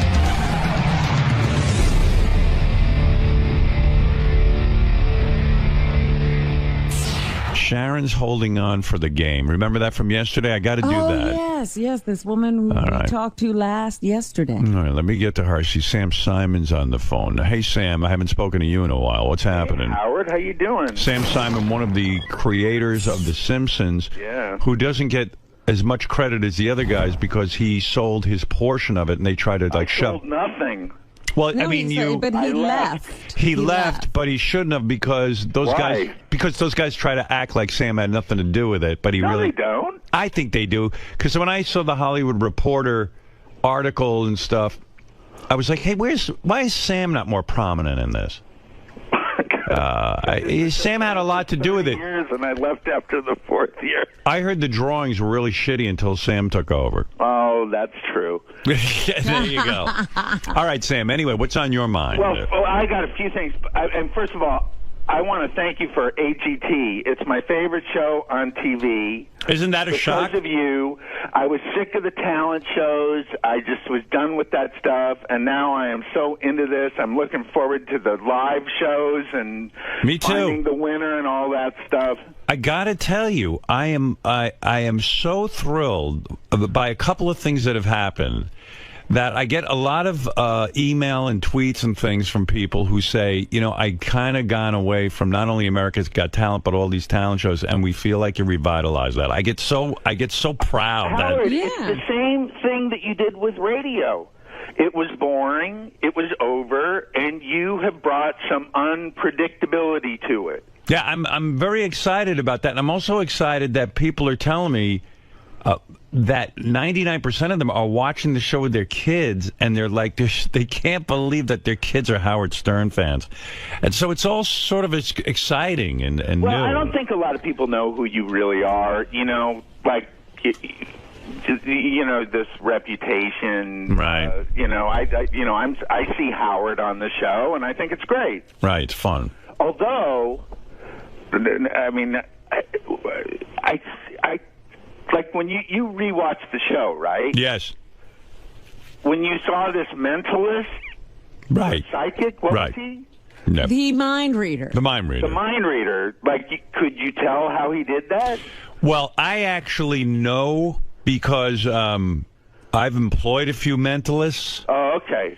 But I tell you the truth, I thought that guy was terrific. Yeah, we know there's no real such thing as a mind reader. Right, we know it's a trick. Yes, of course. But he did a wonderful job because what I loved about him is, I don't know how you felt about him, Sam, but I thought he was very unassuming, I've had guys do that kind of thing, and the way I judge is I say, this guy's got something interesting. He's got a good presentation. Let me see what else he's got. Does he have a show in him, or is he just a one-trick pony? And that's my criteria. Well, no, I mean, I liked him, and I thought he did a good job. I thought the stuff he was saying was really good, but I don't know anything about magic, but I think yeah, but you think you know. But I think I know. Yeah, people tweeted me, they go, oh, he must have had an earpiece in. No.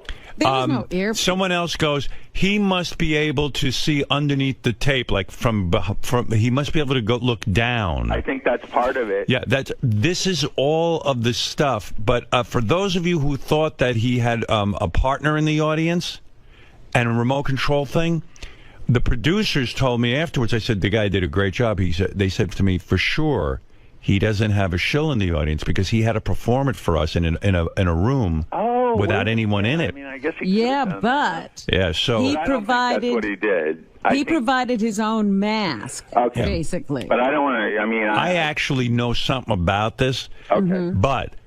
I thought he did a terrific job, and most people who are not, privy to how these things are done, were tweeting me. They go, "Is that guy for real? Is he really able to read minds?" And so, people are fascinated by this thing. It's one of the oldest tricks, but it's still very fascinating to people. Okay, well, listen, I love AGT, but there's a show I really don't like. What's that? It's called Fast Food Mania, and it stars someone that I do like, and his name is John Hine. Well, I'll be watching the show tonight. I haven't seen it yet. Well, what's wrong with it for you? Are you objecting to what he's Robin, promoting? I'm glad you're here. I hope you're feeling better. Thank you. But you're objecting to side with this. I heard you say you liked it. I liked it as a show. Do I like the fact that he's telling people to eat that sort of food? Oh, of course not. God, Robin, he's not just. It is a celebration of gluttony and animal abuse and global warming that is beyond belief. Well, I got to defend John for a second. I have not seen the show yet, but listen, Sam, let's be realistic. A lot of people love fast food, and John loves fast food. What? Well, I'm saying if you're a fan of fast food, sitting and watching John gloriously kiss the ground where Colonel Sanders once looked is the funniest thing in the world to me. He could not kiss the ground where Colonel Sanders. Osama bin Laden was born on television. You're comparing Colonel Sanders who kills chickens to Osama bin Laden? Oh, I will compare that. I'll tell you why. Because obesity kills 100 million people, and Osama bin Laden killed 3. But you're thinking too much. Yeah, but this is a killing by choice. Sam. People choose this. Sam, the chickens choose to be killed? I said Sam. the people choose it. Sam, you're thinking too much. No. John, do you want to defend your show? Listen, wait a minute. Kentucky Fried Chicken is the most notorious slaughterer of animals in the world.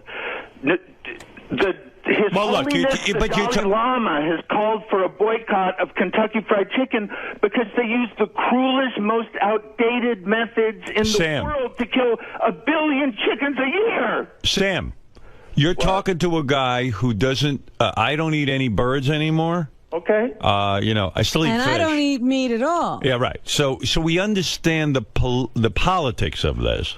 But what about the planet? Laura, let's talk to John Hein. John, how do you defend yourself? Sam Simon is watching your show. Will you be going into the methods that this meat is derived? Yeah, John, why are you not visiting Kentucky? Wait a second, John. Why are you not? Creatures that can suffer, John. John, why are you not visiting? Howard, in the main title of the show, listen. Say somebody feels that, I want to eat a hamburger. In the main title of the show, John Hein is eating a hamburger that is 18 inches tall, and he looks like he's in heaven. It's got about 25 patties in it, and grease and cheese spilling out from everyone. It's the most disgusting thing you've ever seen in your life. And he's in bliss. And he looks like he's in heaven. Well, let me say something, because this needs to be said. Why are you taking his side? Well, hold on a second. Because you're out of your fucking mind, Sam. That's why.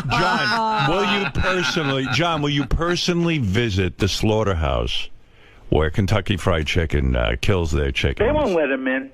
Howard, we did, but that got lost in the edit. I see. Oh, So, really? Yeah. Oh, No, of course we're not going to do that. That's not what the show's about. The show is about your joy of fast food. Of course, I understand what Sam's saying. Right. But to blame... Hold on, Sam. I listened to you. Okay, you're right. But to blame obesity on the fact that these places, no one's forcing you to go there. No one's telling you to eat the food. That's your choice, whether you want to or not. You could make the point that Homer Simpson glorifies donuts and gluttony. Oh, I was getting to Homer. Oh, you were? Yeah, which is Sam's He's a vegetarian. Creation. He's a vegetarian. Homer Simpson's a vegetarian? Lisa, the daughter. Oh, Lisa. Oh, Lisa's okay. a vegetarian.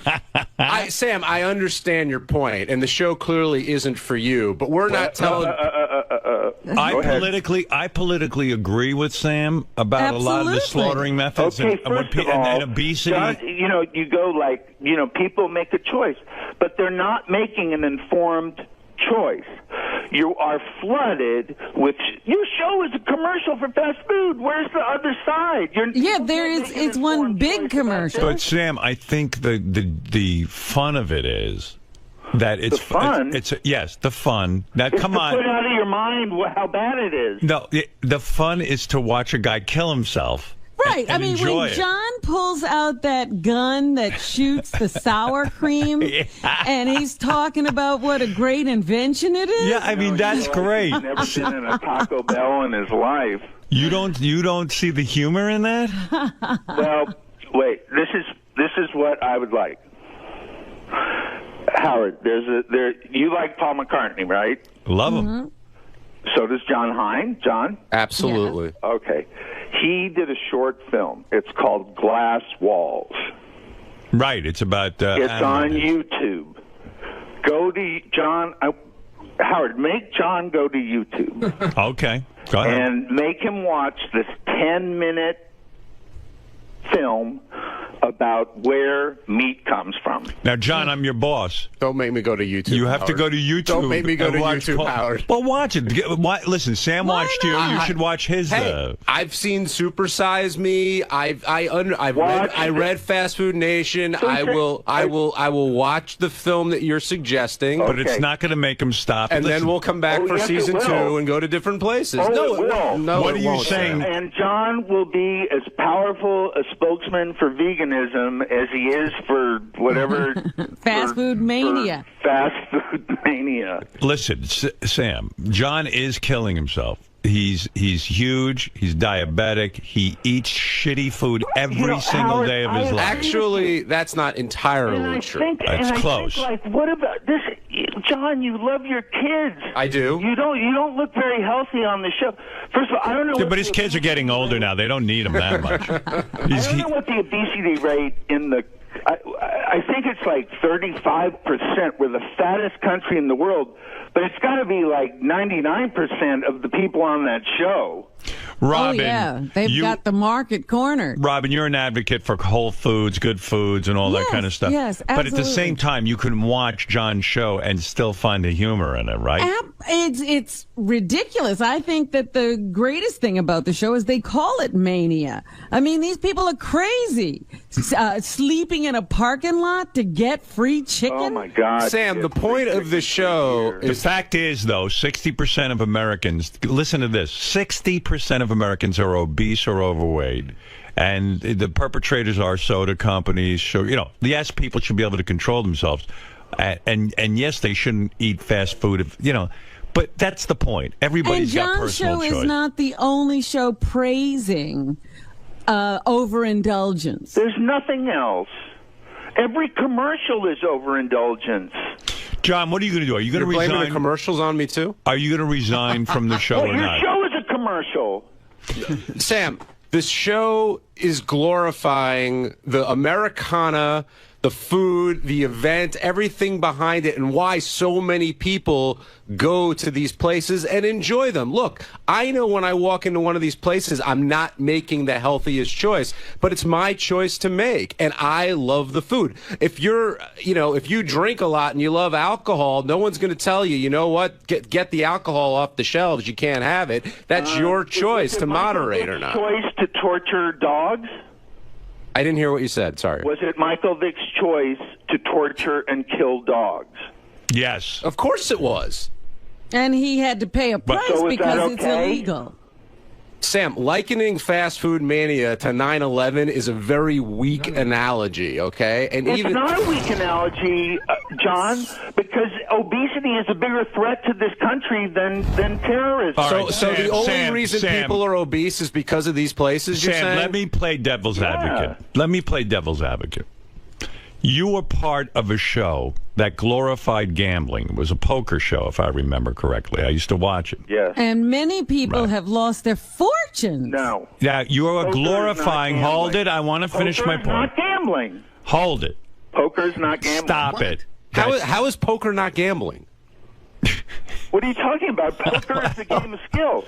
There's no look. Every casino game in Las Vegas, if you want to lose, you can walk up to the table or rather, in poker, if you want to lose, you can lose.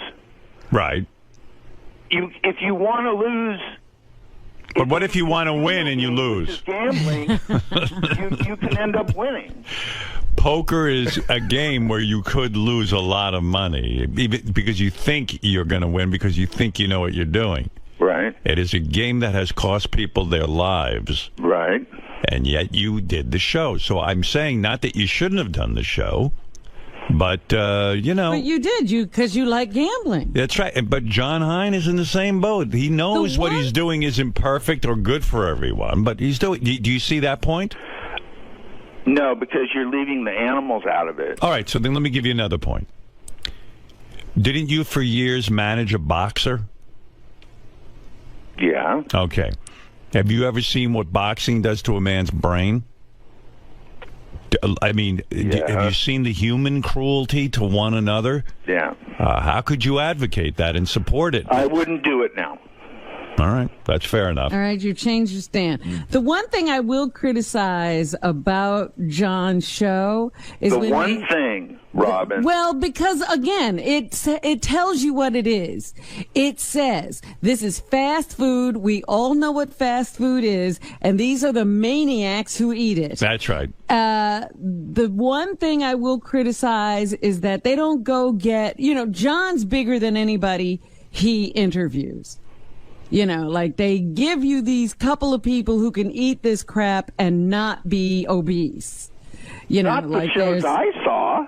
There was a very an attractive girl talking about her love of something, and I saw a couple that won the Chick-fil-A or the Whataburger contest, and I just thought, oh my God. Yeah, well, there was that 100-year-old couple. That's Robin, saying Sam, you can actually live on this. Sam, have you voiced this outrageous anger toward The Simpsons when they have fast food companies advertising on it? Have you demanded that The Simpsons remove all fast food restaurant advertising? Like Disney getting rid of all that Right. stuff. Have you demanded?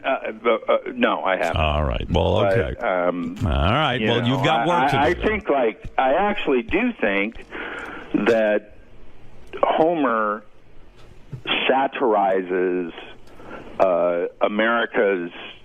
First of all, I think it's too subtle. 30 years ago, when The Simpsons, I don't know how long it is. Right. John probably knows. But Homer was fat. He's not fat. He's actually the average weight of an American now. Right. Now his fat is normal. And we always and it was supposed to be a joke that he loved this food. He was supposed to be a moron for doing it. And now. Well, I understand your point. I understand your point. John Hein, my first what? Because when you do watch the show, you kind of say to yourself, maybe fast food is kind of fun too, the whole lifestyle. And why am I being so uptight? Maybe I want to be a part of that. Maybe I'll go get a big burger. Yeah. But, and people don't realize how dangerous it is. I mean, we did that experiment that guy did at work. How long have we had that cheeseburger sitting out there now? Since January. Since January. How many months is that? 6 almost. Is there a cheeseburger still out there? Yeah, we have a cheeseburger because we read about this in the paper. We have a cheeseburger sitting in our office for 6 months. There it is. The cheese is absolutely perfect. Yep. There is no mold. And John Hein, when he's at White Castle, he goes, "Look at that, 100% beef, everybody." I mean, that scares the shit out of me. It's really 100% beef. That thing has not changed. No. How do we explain that, John? That the roll, the beef, and the cheese have no mold, and that's 6 months. Yeah, it's preserved well. Doesn't that scare you? Yeah, it does. And you're eating that. No. Well, it's a cheeseburger, so Sam is calling. Sam is calling for you to show that aspect of fast food on the show. No, yes. Well, they're not going to do that, but no, we're not. Sam. I want John to watch Glass Walls with Paul McCartney on YouTube. And he has to watch the whole thing. Sam, I will watch it. I pledge here I will watch that show. Okay. But you call up Howard, You're a good man. but you call up Howard, and I know you said it's nothing against me, but you basically trashed the show which just got out of the game. And you're entitled to your opinion, but you're preaching like this is something that's not done on television about any. I mean, that's a great point Howard made about your poker show. And no, it's not. Yes, it is. It is. You said Sam, how could you say that poker isn't gambling? I think you're a smart or guy. What I say about the boxer? That's just a ridiculous statement. About my poker show. We played low stakes poker. We didn't play high stakes poker. It was to show the camaraderie and fun of having. According to Artie, he dropped like $1,000 to you that night. Yeah, he lost money on that show. To most people, that ain't low stakes. Sam, you're showing the fun of playing poker and gambling, and that's fine. Actually, I happen to like that. I'm showing the fun of going to these places, is of enjoying the food if you like that food and seeing other people who are crazy like me. What about the animals, John? We're not talking about the animals, Sam. It's not, Sam. It's not the point of the show. On the poker show, do you show how the cards are made? Do you show where the chips come from? Do you show the people living in shacks who lost their entire fortune? Cards can't suffer. Chips don't suffer. Somebody made People them. suffer. What about the people who kill themselves because they've lost all their money playing cards? You're going to pretend like that doesn't happen? Kentucky Fried Chicken killed 1 billion chickens last year. Do you think 1 billion people killed themselves because they lost money at poker? Sam, I think people can walk up to a Kentucky Fried Chicken and say, you know what, I love this food, I'm going to go there. Or they can go down the street to a restaurant and eat Thai food. It's up to them. The choice is theirs. And you're going to praise the people making Thai food, but knock the people making Kentucky Fried Chicken. Any product in this country I got to be honest with you, though. I mean, Sam is bringing something up that people don't like to think about, how their food is murdered. Gets to their plate. That's all food. Not all food, but not all food, but animal. John? Yeah. No, food that comes that were animals that were killed for that. I get that. I understand that. Okay, I'm a smart guy. But you're okay with that? Yeah. I mean, I'm not a fan of the cruelty that might happen. Like, well, I guess at every fast food place. No. I close my eyes to that willfully. So you're in denial. Of course I am. He doesn't want to think about it. I don't want to think about it. I want to enjoy the bucket at KFC. Well, and that's my choice to make. And a lot of people make that choice. That's I'm saying, all right, boys. That choice is horrible, I think. Sam, not everybody in the... No, but you're saying like you appreciate... I respect how you eat and how Robin eats and how Howard eats. That's your choice, and that's fine. But don't tell me how to eat. Okay, the whole world isn't vegans and vegetarians. In fact, most of the world isn't. But John, you're saying that this is me telling you, and I'm saying I don't care about you. I care about the animals. They're suffering because people eat meat. Yes, and they will continue to suffer because people eat meat. That's the way the world is. And you want to change the world. I get it. Not after you watch this video. All right, Sam. Go watch the video and tell us what your reaction is. Hey, Howard, John Hein, it turns out, is in the most controversial show of the year. It is. It's look at him. He's done it again. Oh, it was you, Howard. Yeah, me. I'm just a nice judge. Sam, you'll like this week's episode a lot better. It's all about the drive-through, the different drive-throughs throughout the country. Well, Sam, you can get more than that. Of course, I will say again, the meat... Is that bad for the mileage on cars or something? Gases, then all the automobiles in the world combined. We can save the world from incinerating by not eating meat. I'm tweeting at Simon Sam. Simon Sam. All right. Are there more cool tweets about murdering chickens? I'm about to send out some links to the Dalai Lama saying boycott KFC. I'm going to do. Wow, John has inspired protest. And I'll do all right.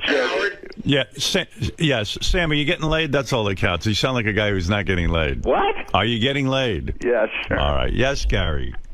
That's the guys in the office are asking. Sam has nice cars. Do they have leather seats? No.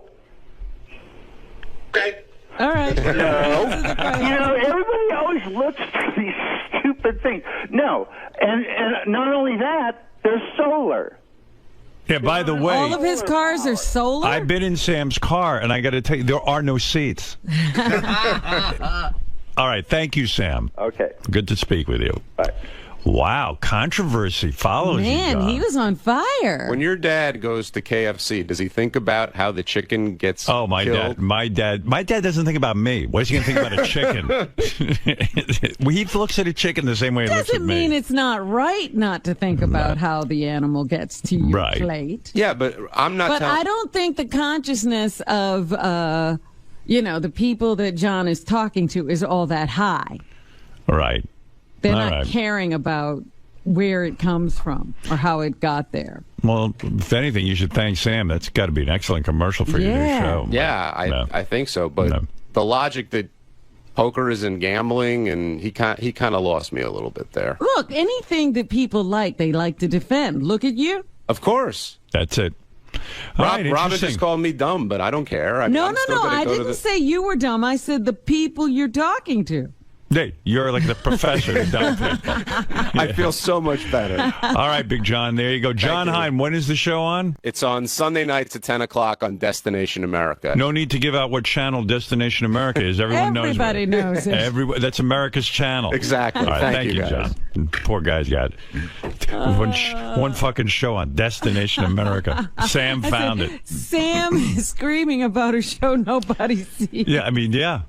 By Sam screaming about it, he actually got them some audience. He's going to make it a hit. John. Yes? Well, first off, don't they say all press is good press? I hope so. At first, I was really ticked because it seemed like Sam went out of his way to knock the show. Right. But in listening to his argument, I know he's a big animal rights advocate, and I really do respect that. But I think he's kind of missing the point when it comes to this show. We're all about the celebration of fast food and exploring why people eat it and the history behind it. And he's just looking at how the food gets killed. And I think whenever anybody goes into any restaurant, you're not necessarily thinking about that. You're just enjoying the food. And that's the point I was trying to make. And Sam is just another hypocrite with another. We're all hypocrites, and we all have vices, and we all do things that, we all have things that we're passionate about. But when you guys pointed the finger towards him with gambling, with being a boxing manager, with the way The Simpsons portray certain elements of society, he really had no argument. I'm glad Howard brought that up. He argued it much better than I did, and it's true. I mean, I love to gamble, but you're kidding. Poker isn't gambling? Right. That's just a stupid thing to say. And with managing the boxers, though I said he wouldn't do it now, you get in the ring, you're taking your life in your hands.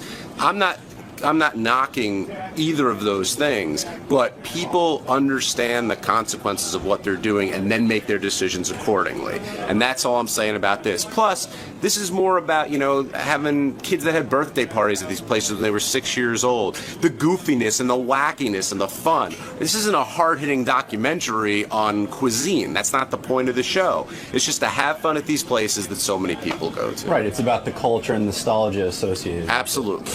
All right, Sharon, I've kept you on hold long enough. I promised you I would get to you first thing in the morning. Oh, it's no problem. All right, Sharon. Sharon wants to play a game. I have a Bigfoot game for her. It's time to play Bigfoot game. How is the Bigfoot game played? Yes. Glad you asked that. The Bigfoot game is very simple. If you're playing along at home, have fun and get our home game as well. The game is played very simply. We ask Bigfoot a question. Let me give you a sample.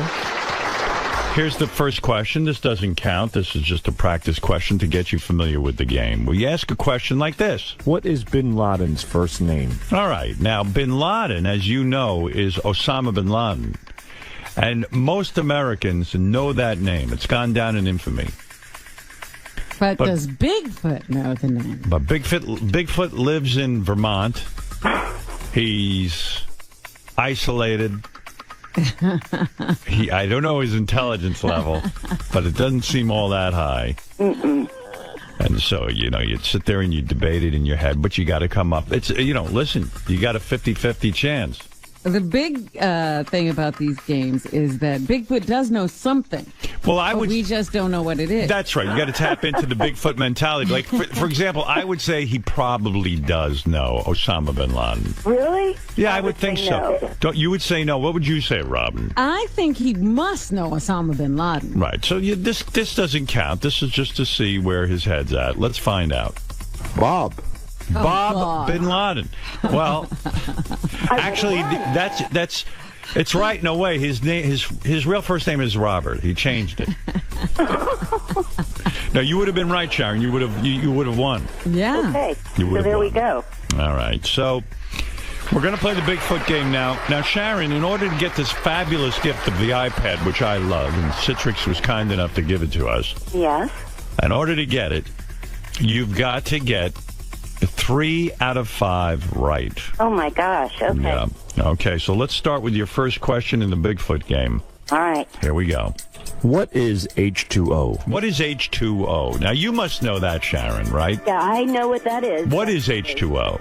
It's water. Water. That is correct. Now, get inside the head of Bigfoot.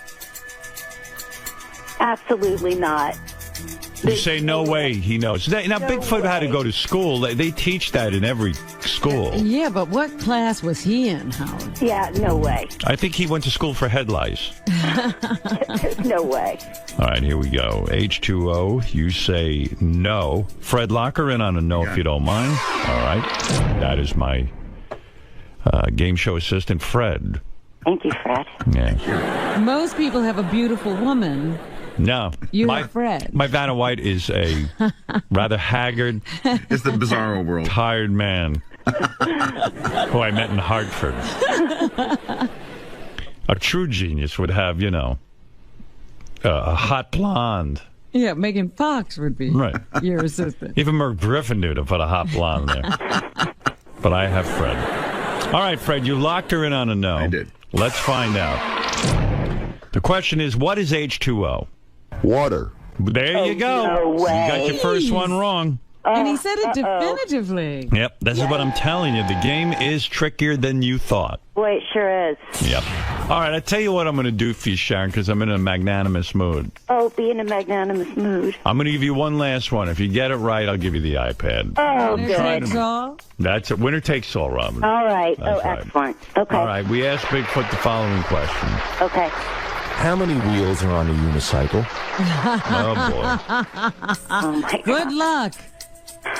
Oh, my God. How many wheels are on a unicycle? I say there's no way in hell he knows this. I agree with you. There's no you way in never hell. I know. don't think he knows what a unicycle is. You never know what Bigfoot's experience has been. He could have been involved with a circus. I have to go with my gut on this one. I've got to say no. Yeah, I could see him as like the bearded lady in a circus, and he hung out in the cage next to the unicycle man. I mean, I think he's got it. I think it's a bicycle. Yeah.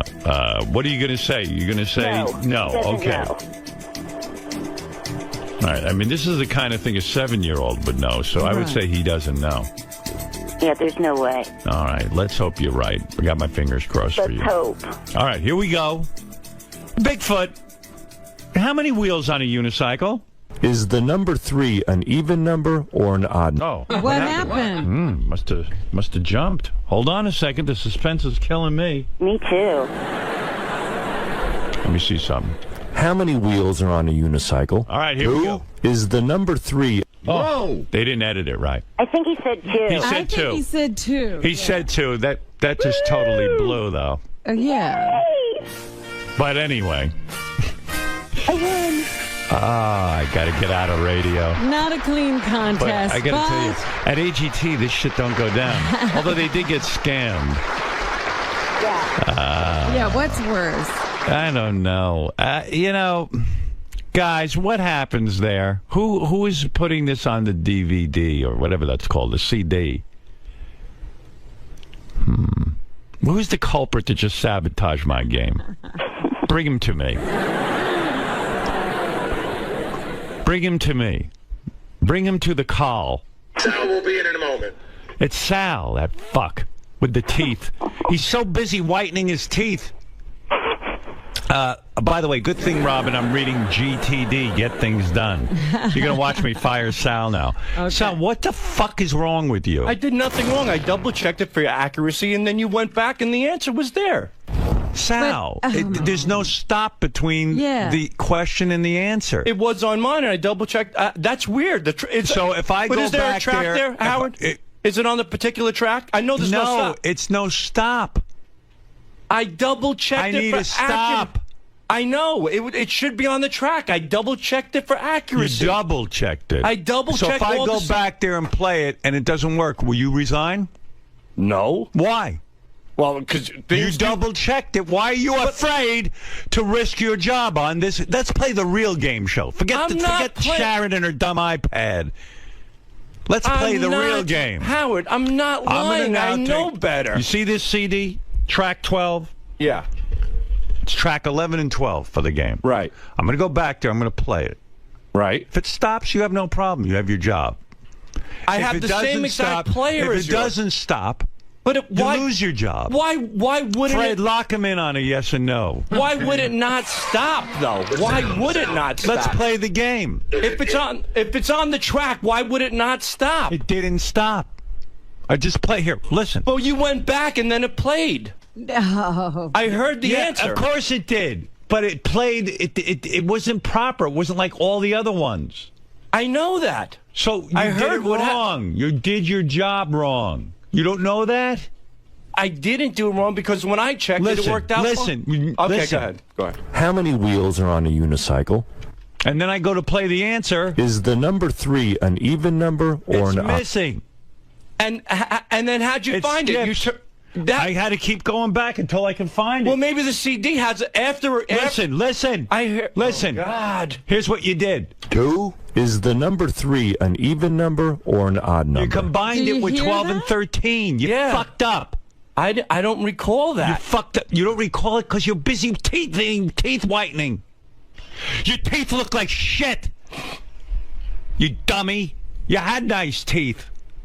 $12,000 on teeth. 6. And 6 because you fucking cut a deal so you could do free commercials on my show, you cocksucking user. Get out of here. I've never done a free commercial on your show. 6,000. Why did the guy give you a discount? So you'd mention it on the show. I mentioned my teeth. I never mentioned him. Yeah, okay. So again, I'm a dummy, right? There's You're a not distinction. a dumb. No. I mean, I'm sorry about. I'll tell you what. I'll mention my teeth if you give me a discount. That's not how you use me. You have no respect for me. That's a blatant user. lie. He mentioned the dentist's name in the news story. Yeah. Obviously, the news came to me and mentioned the story. Yeah. So you cut a side deal. Now you're selling advertising on my show. Like Lisa, like you said with Lisa G, like go enjoy your teeth. Something. Go enjoy your teeth. I did a whole Howard TV special. Thank you for doing that. Next time, consult me first. See if I want it on Howard TV. You getting your fucking dumb teeth. Well, I went through Doug. All right. I'm sorry about this. I fucked up. I'm very sorry. Check your work 500 times. I will. But that is very strange. I apologize profusely. I mean, it's crazy. I have been Howard. Why don't I fire you? What's wrong with me? Am I a sucker? No. And then you go out and cut side deals? I'm not cutting side deals for my fucking teeth. Sure you did. Did you mention the finance company that financed your teeth? Yeah, but on the air. When Gary asked me about, you get a special deal. You got $6,000. Yeah. You were paid $6,000 for a commercial, and you don't know you did the wrong fucking thing? I don't know how. What are you, retarded? Apparently I am. All right. Well, let's play the real game. Go ahead, play it. And by the way, you're a smart guy because you know what? You outfoxed me. I thought for some stupid reason you were honest. How am I not? I'm a sucker. You're not a... Repeat after me, Howard's a sucker. No, I'm not going to say it. Don't say it because I want to hear it. Because if you tell me, maybe I'll learn something. Tell me what I am to my face. To look at me in the eye and tell me what I am. You're Howard Stern. And what am I? You're the... No, say I'm a sucker. You're America's judge. That's right. What am I? You are the king of all media. No. Sal, I'm not joking. Tell me what I am. You're Austrian, Russian, and Polish. No, what am I? I'm a sucker. Tell me. Why are you a sucker? I fell for it. You tricked me. For what? You outfoxed me. What are you talking about? With the teeth about? Yeah, and the side deals. Howard's a sucker. Thank you. Howard's a sucker. Thank you. Howard's Tell a me sucker. again. Now I know what I am. What a sap I am. Howard's a What's sucker. going on? He got his teeth at a discount for commercials? Yeah. He cuts deals. And if he'd come to me like a human being and say, hey, Howard, I'm trying to get my teeth whitened. Do you think I could cut a side deal with this guy and get a reduction in the price? I would have sat down with him and said, look, man, we don't use the show for that stuff. I'd rather pay for his fucking teeth. First of all, his teeth are ridiculous. He didn't need these teeth. You know, I mean, I can understand it if it was for something. Robin, you got a breast reduction. You didn't need that. Did you need breast I didn't get a And you talk about your tits every day. I didn't get a discount. I don't Never mentioned the doctor. Well, discount or not, there's discounts every day. If I go out and buy a pair of jeans at a discount, am I using it for the show? You I'm still got the paying out of my discount pocket. because of my show. Absolutely, there is. You used me. I didn't use you. You just said absolutely. You got a discount because of the show. There is a relationship so to the show. So you came in here and it's told inevitable. the guy. I work at the show. You told the guy, "Don't worry, pal. Howard will." No, I he's never such a said sucker. that. I swear on my children. You think David Letterman's staff is able to cut side deals for whitening their teeth, and then they go, "Don't worry, Dave's a fucking sucker. I'll get Howard's on a camera." sucker. I'm No. a sucker. Tell me. I'm to my You're face. not a sucker. No, I am. It's That's okay. not the deal. I was. Tell me what I am. I was Howard's a approached to sucker. get my teeth No, come done. on, man. I was Tell me approached. what I am. Don't be a pussy. I'm not being a pussy. I'll be Howard's real. a If I was a sucker. fucking pussy, You're I'd a call you a pussy. sucker. You're a fucking no, pussy. No, Howard's if I was Tell me a what pussy, I am. Tell the world what I am. I'm a sucker. How the fuck are you a sucker? Because I got a fell for it. discount on teeth. If you I worked never for even mentioned it. Letterman, do you think you would have snuck on the show and mentioned your discount for teeth? No, and I didn't sneak on the That's show. why you won't work for Letterman. I didn't sneak on Howard's the a show. sucker. I don't want to work I'm for a Letterman. sucker. Howard's a sucker. You're not a sucker. I am. Howard's a Sal, sucker. You outsmarted me. I go I around thinking outsmarted I'm you. smarter than Sal. I got my fucking You're teeth done. smarter It's than my me. business. You're smarter Listen, than me. if I work here, certain things come up. Oh, Howard's a sucker. Okay. When I caught my wife cheating on me, was I a sucker then? No, it was contributing to the show because I work here. I get my teeth done. I didn't tell him that. is Don't not put the words same in my thing. mouth. Yes, you did. I did not tell him that. I swear on my kids. Bullshit. I did not. Bullshit. He came up to me at a club and he said he could help me with my teeth and give me a discount. And that's exactly what I did. And then I went to Doug and said, I'm getting my teeth done. Would you like to tape? And he said yes. And I never mentioned the fucking guy's name on the air ever. Only on my Twitter. It's not bullshit, dude. That's bullshit. Bullshit. What you're saying is bullshit. Bullshit. Fucking maniac. I'm going to have a heart attack. Would you go back and fucking stop looking at yourself in the mirror with your teeth and your tanning and make sure when you put together a game that you do it right? I'm very, very sorry. These things do happen. They're technical issues. They do happen. They are inevitable. All the computers around here, I've been trying to get a new computer for 3 months. You know what the guy said to me today, Suresh? What'd he say? He says, we have to wait till a whole bunch of computers break down because SiriusXM won't just fund one computer. Let me tell you something about this company. They've lost interest in this show. They take it for granted. You should have a computer inside of 3 seconds. I know. If it wasn't for this show and what we do. See, now you got me off track from yelling at you. You fuck. can yell at me again. I am don't stupid. care. But this is the truth. Because now you brought up a topic that's even worse than your teeth.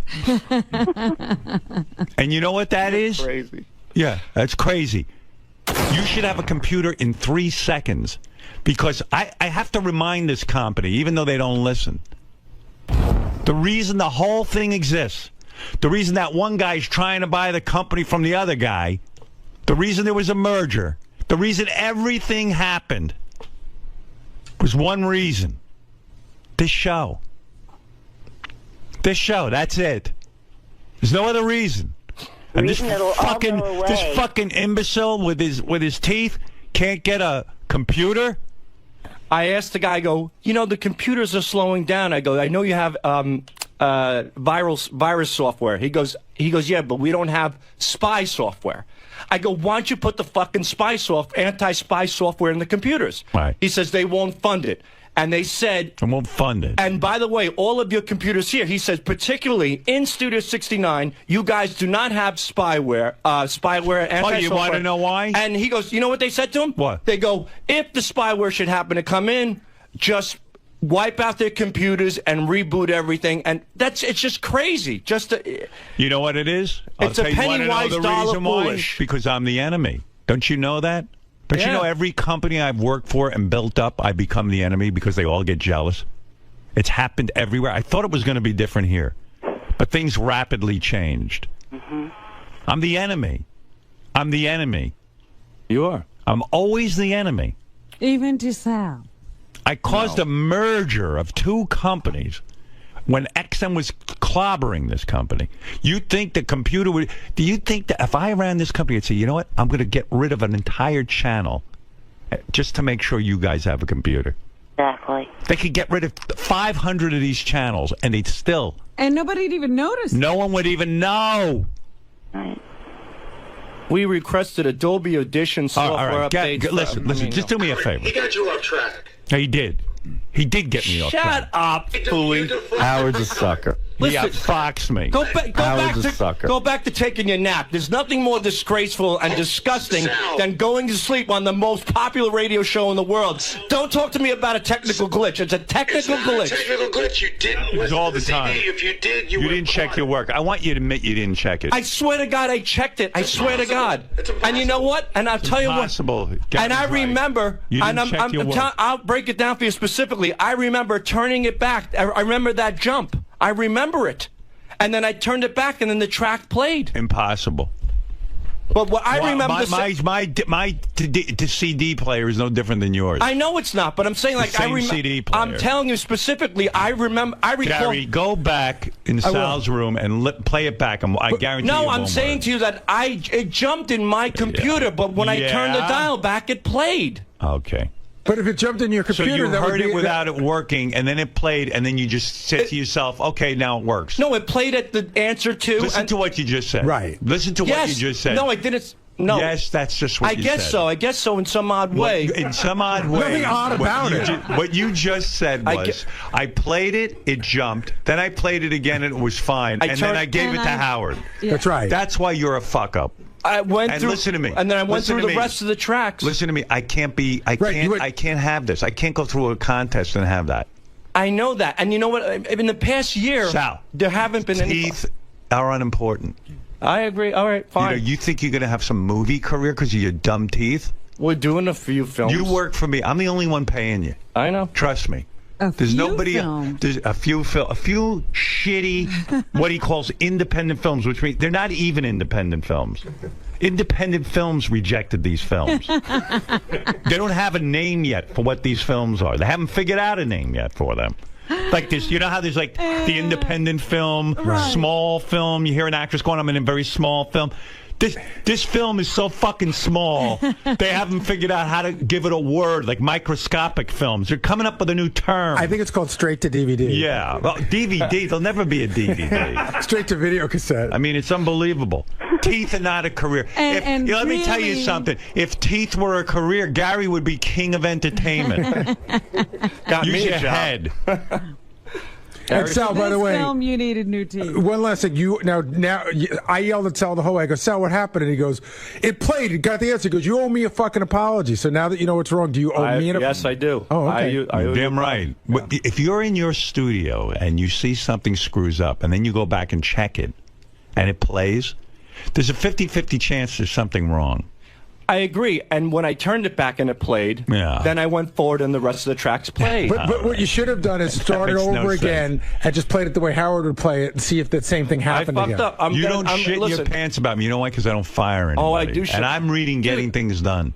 I don't sleep at night. I don't sleep at night. You don't sleep at night because you don't get any pussy. Well, that's another story. I jerked off last night. I came hard. I slept like a rock. I jerked off last night. So you're not getting any pussy either if you jerked off? Well, my wife wasn't home. God bless you. If she was home, I would have some Mine pussy. was. That's the problem. That's right. I'm only kidding. Yeah, good, nice teeth. I'm only kidding. He's got the whitest teeth on the show now, whiter than yours, Gary. You know, I have to say, when I got my teeth, as bad as they are, when I got my teeth, the dentist came to me. And it's like women getting tits. He goes, "Here's the thing of colors, right?" Yeah. And so, of course, I point to Sal's color. I think you point to a piece of shit because that's what they look like. I point to Sal's color. My dentist goes, "Listen, you can't put that color on. It's ridiculous." Right. He goes, "You got to go to a color that's more in line with the rest of your teeth. Otherwise, it's going to look ridiculous." Oh, now Sal's dentist is on the phone, so he's really going to get what he wants. No, don't. Sharon, hold on. I'll give you your prize. Hold on. Okay. Yes, doctor. This is Dr. Bean, Sal's dentist, I guess. Yes, doctor.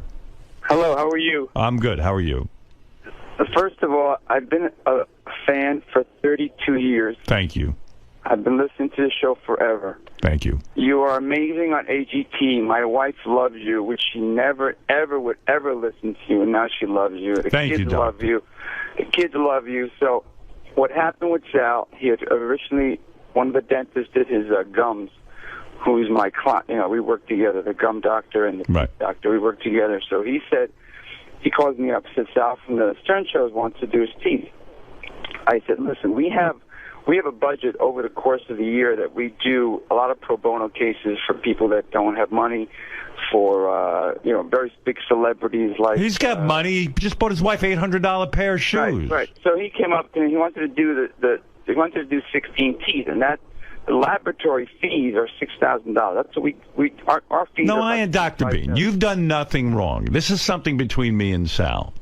Okay. But first of all, what Sal has done is... It's Dr. Dean, not Bean. Oh, Dr. Dean. Bean is funnier, though. It is. Well, that's my other staff I should fire. My teeth look like beans. They put up Dr. Bean. That's, again, another faux pas. See, things do happen. Oh, things do happen. Unfortunately, they do not. But listen, you want to make sure those margins are not tight. Come on, Sal. Check your work. You're so busy with the teeth and your independent film. I'm not. I swear to you, Howard. This is certainly a priority to me. Sal, when something screws up, you go. You know what? If the dentist did that to your teeth, you'd be pretty fucking pissed, wouldn't you? He didn't have room for mistakes. Absolutely not. All right.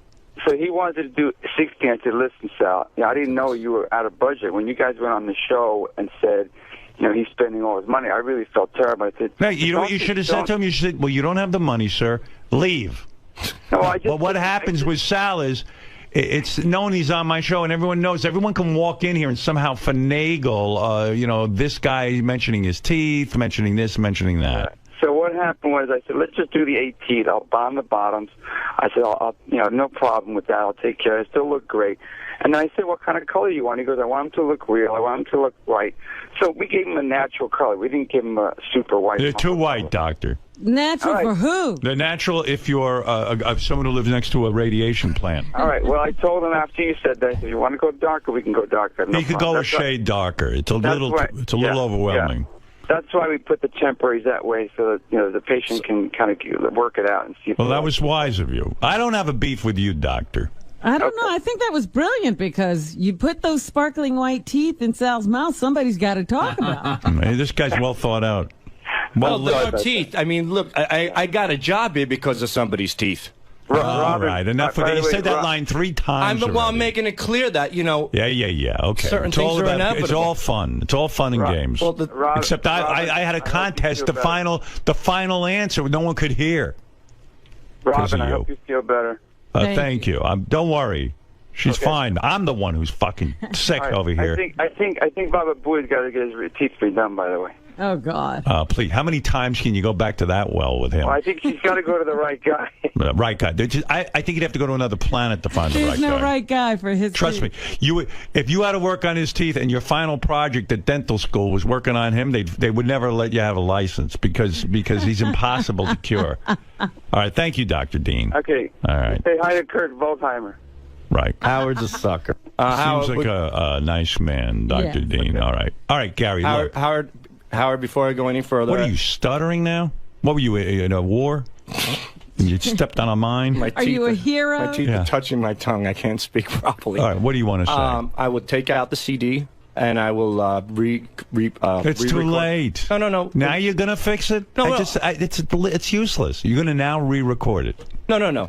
Why would you do that? Why would you waste my time with that? It was a glitch. It's been established. It's been fixed. We know that the lady lost the game or won it or whatever the case may be. She won. But from this point forward, I'd like to double check it, like you said, and make sure that you're going to go double check your work. Howard's a sucker. How backward are you? Howard's you ever hear Professor Backwards? That's you.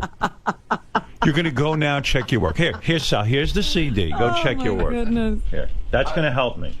Thank you. Well, you're going to go check your work. Okay, here. I checked it, but I'm never going to play it again. But go check it. He's actually going to triple check it. You triple check it. Thank you.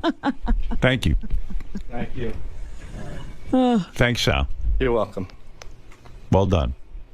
And you did a good job with the thing, and then you fuck up. It was a great game. It was a great he comes game. up with great ideas, and then he doesn't follow them. Maybe let Richard record this stuff. Maybe you don't know how to work the equipment. Richard does record some stuff. We work on these things together. And then you make fun of Scott. Scott knows how to record things. Let him teach you.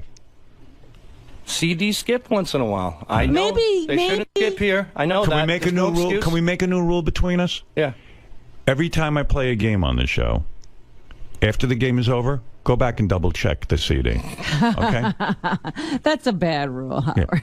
Why? It's perfectly logical. It's Sal. That's what he's going to go do. No, I'm saying just to protect the rest of the game. You know why I'm stupid? I let you and Richard have a room together. That's what I'm breaking up. I'm going to put Scott in with Howard's a Richard, sucker. and I'm going to give you your own studio because you're not concentrating. You're back there blowing each other all day and fucking around and No, we're not. your All we do is goddamn bromance. No, what we do is brainstorm about ideas. There's not a brain between the two of you. Why don't you let someone else check your work? I do. I take give the CD to Give it to Scott. Richard. I have. Or I give it to Scott. Did you give that to Scott? What happened to your system? This particular one, I'm not sure if I gave to Scott. I can guarantee you didn't. I don't think I did. Right. But there was I don't think you did either. I think Call you're me right. clairvoyant. Call me a mentalist. All right. I apologize. Bye. It will be fixed. Howard's a sucker. You know, he's going to go now check his work. It's unbelievable to me. By the way, this weekend, Sal will be in Dallas, where he'll look for Lee Harvey Oswald. He's going to go back and see if he can find him. This weekend, That's what that's like. This you know? weekend, I'll be doing a charity, and I never promoted it for free for breast cancer. Yeah, good. All right, never mind. I don't even want to say it. Go ahead. Goodbye. No. Get out of here. I think he has teeth cancer. I don't know what happened when they put those teeth in his mouth. That's Sal, the stockbroker. Howard's a sucker. Right, Sal. I agree. Thank you for saying it again. That's Sal with the dazzling smile. Say that 3 more times, Sal. Howard's a sucker. Howard's a sucker. Howard's a sucker.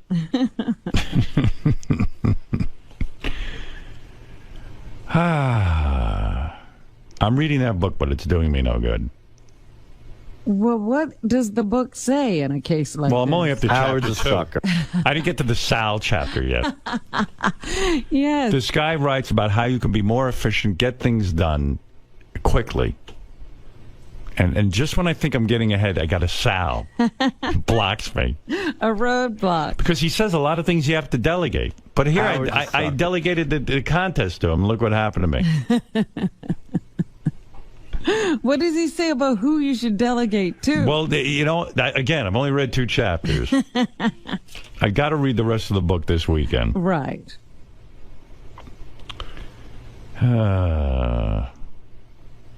Don't expect progress until you finish the book. I feel like 𝗛ощ𝗄𝗿𝗍𝗶.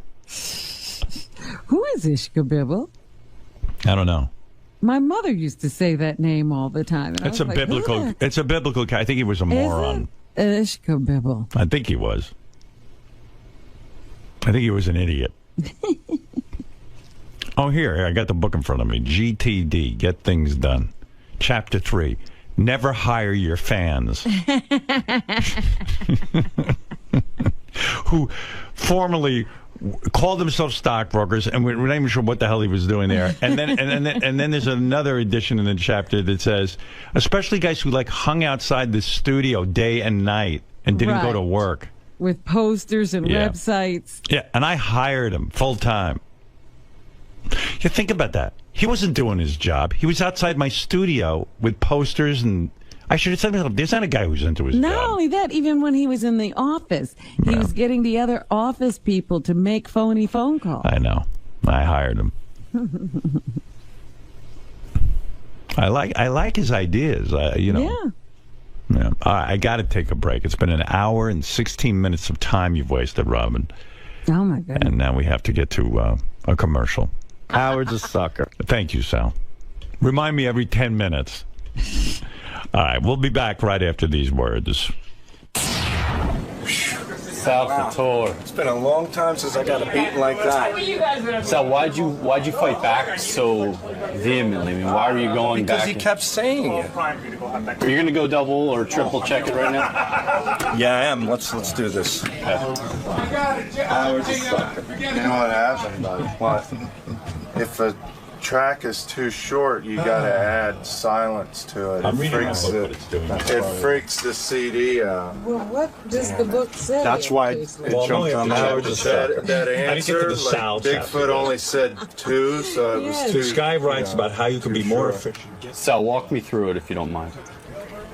Is the number 3 an even number or an odd number? Does it do that on your player? Yeah. Well, like I said, originally it did, but then when I thought the tracks bled, and when I turned the dial manually, it worked fine, but it didn't. I just thought that when I first did it, and I heard the 2 jump, I was like, I thought that sometimes, like if you hit the button too fast, it'll go to the next track. I thought that's what I did. So when I turned the dial manually to track 13, it was fine. So I said, and that's where I screwed up. I didn't realize that it wasn't me hitting the button. It was the track itself was too small. And when the track is too small, it will bleed into the next track on the player. So, I got a new computer for you. Sal, was it? That's Friday awesome. it'll be loaded. Sal, was it an error on your part then? Yes. By not leaving enough pad time in. Yes. That's what I've learned now. That was the problem. Apparently, which I wasn't aware of. Like Richard's made me aware of it. Which thank you, Richard. That you need a little bit more time. If a track is too short, it'll jump. Sal, at any point did you consider just owning up to it and just even if I did. No, but at the very start of it, just diffusing it and just saying, Howard, you know what? Let me go back. I probably screwed up. I know I screwed up. You know, just all right. Let me answer that. You did. You probably screwed up. You did screw up. It's too late to go back. The game is over. But you fought him for a while on it. I didn't fight him on that. I said that it was checked, and what happened was when I went to the next track, it worked. So, and then I went through the rest of the tracks, and they all worked. But the problem was the padding issue with the time. That was the problem. Right, but while you were in there, why not just lay down in the and end, first? I said that for a little bit. I said that in the end. In the end, I said when I went through it, the track jumped and I turned it manual with the dial, and then all the rest of the tracks played fine. But look at all the pain you went through to get to that. I mean, I know. It took it by not diffusing it yourself. You really, I mean, what about the aspects, the other aspects of this segment? I mean, you had him calling you out for possibly using the show. You had Gary piling on. I mean, this hurt. Yeah, it didn't. Felt great. Felt awesome. I loved it. I loved it. It was great. I think you earned this. Oh, I earned this. Are you enjoying a golden age of Sal busting Sal's balls right now? I mean, the tables have truly turned for the past. I don't even know how to timeline it, but I feel like lately it's weird because Sal is sort of new to the evolution of the show, even though he's been here for a while. So he's learning things that those of us who've been here for a long time learned a long time ago. Having said that, John Hines really new to the show, and he knows these things. But it's almost like Sal's like Jackie in '92, you know, at the Cordoba Hotel in Florida. They put me up. I didn't know. I just gave him a mention and it was free. Like these are the things that I understand that somebody offered Sal free service, and I would say that Sal should say to the guy, "Listen, I can't take it for." It's funny. I had something with one of the clients. It might have been like Steven Singer or something like that, and it was a Mother's Day gift. And he said it to me, and I said, "How much is it?" And he said, "Don't worry about it." I'm like, "No, that can't happen." And so he gave me a price, which is a fair price, and I paid it. But I could have said, "Hey, thanks a lot," and you got to know you can't do that. Sal, I was starting to ask you before. It seems like Gary's been really dominant over you in recent weeks. I mean, he's really enjoying a golden age in the Sal versus Bowie. Listen, kick them when they're down. That's Gary's thing. You know, that's the Howard Stern Show thing. You know, when you're bent over picking up your teeth, Jason Kappa comes by, kicks you in the ass. That's how this show works. I learned from one of the best. I take that as a compliment. But I'm saying the next time Gary screws up, are you really going to pile on? Bet your sweet ass I am. Enjoy it all? Yeah. I feel like that's been lacking a little bit from your end. It's not going to lack been anymore. a little bit too mature. Don't worry about it. That's okay. You know in Iron Man, like how Iron Man had a suit and then the guy made a bigger suit? Gary's suit is his teeth, and my new teeth are the bigger suit. See what I'm saying?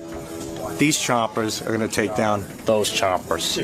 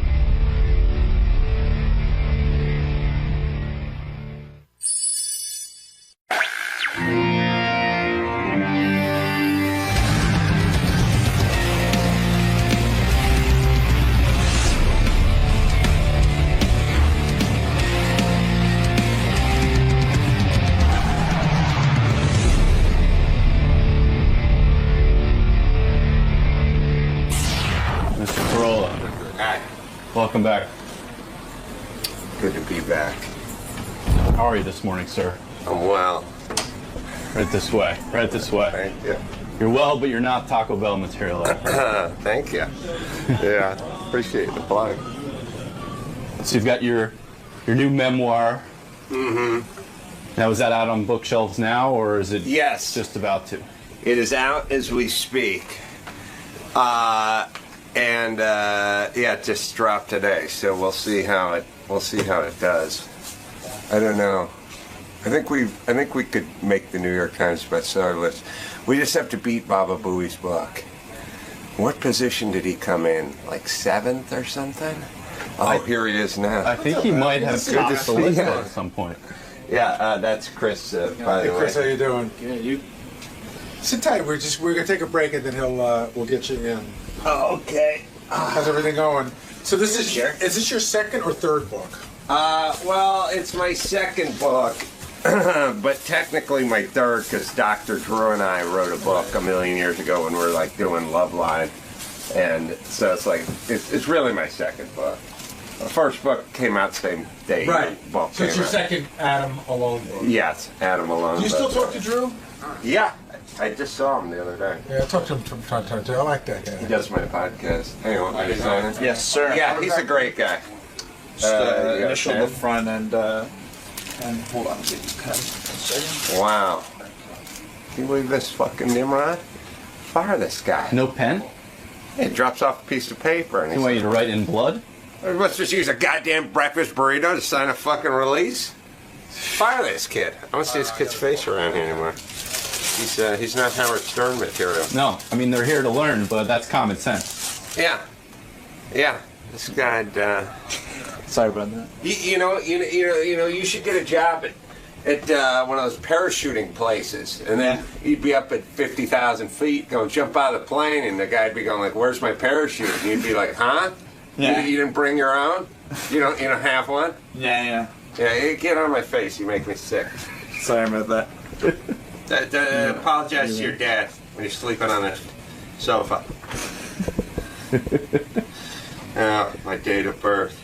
Always with the questions. Date of appearance. It'll be the 12th. That's the 12th. Yeah, no, I got that one. There you go. That is great for. Let's see. That one's not beyond my expertise. Yeah, see, 6/12. Wow, 2012. Boy. All right, signature. Oh, that's all I need. Hey, Chris, could I see you for a second? All right, there you go. Thank you, sir. Yeah, thank you. You know, it's that I've heard you speak about that younger generation.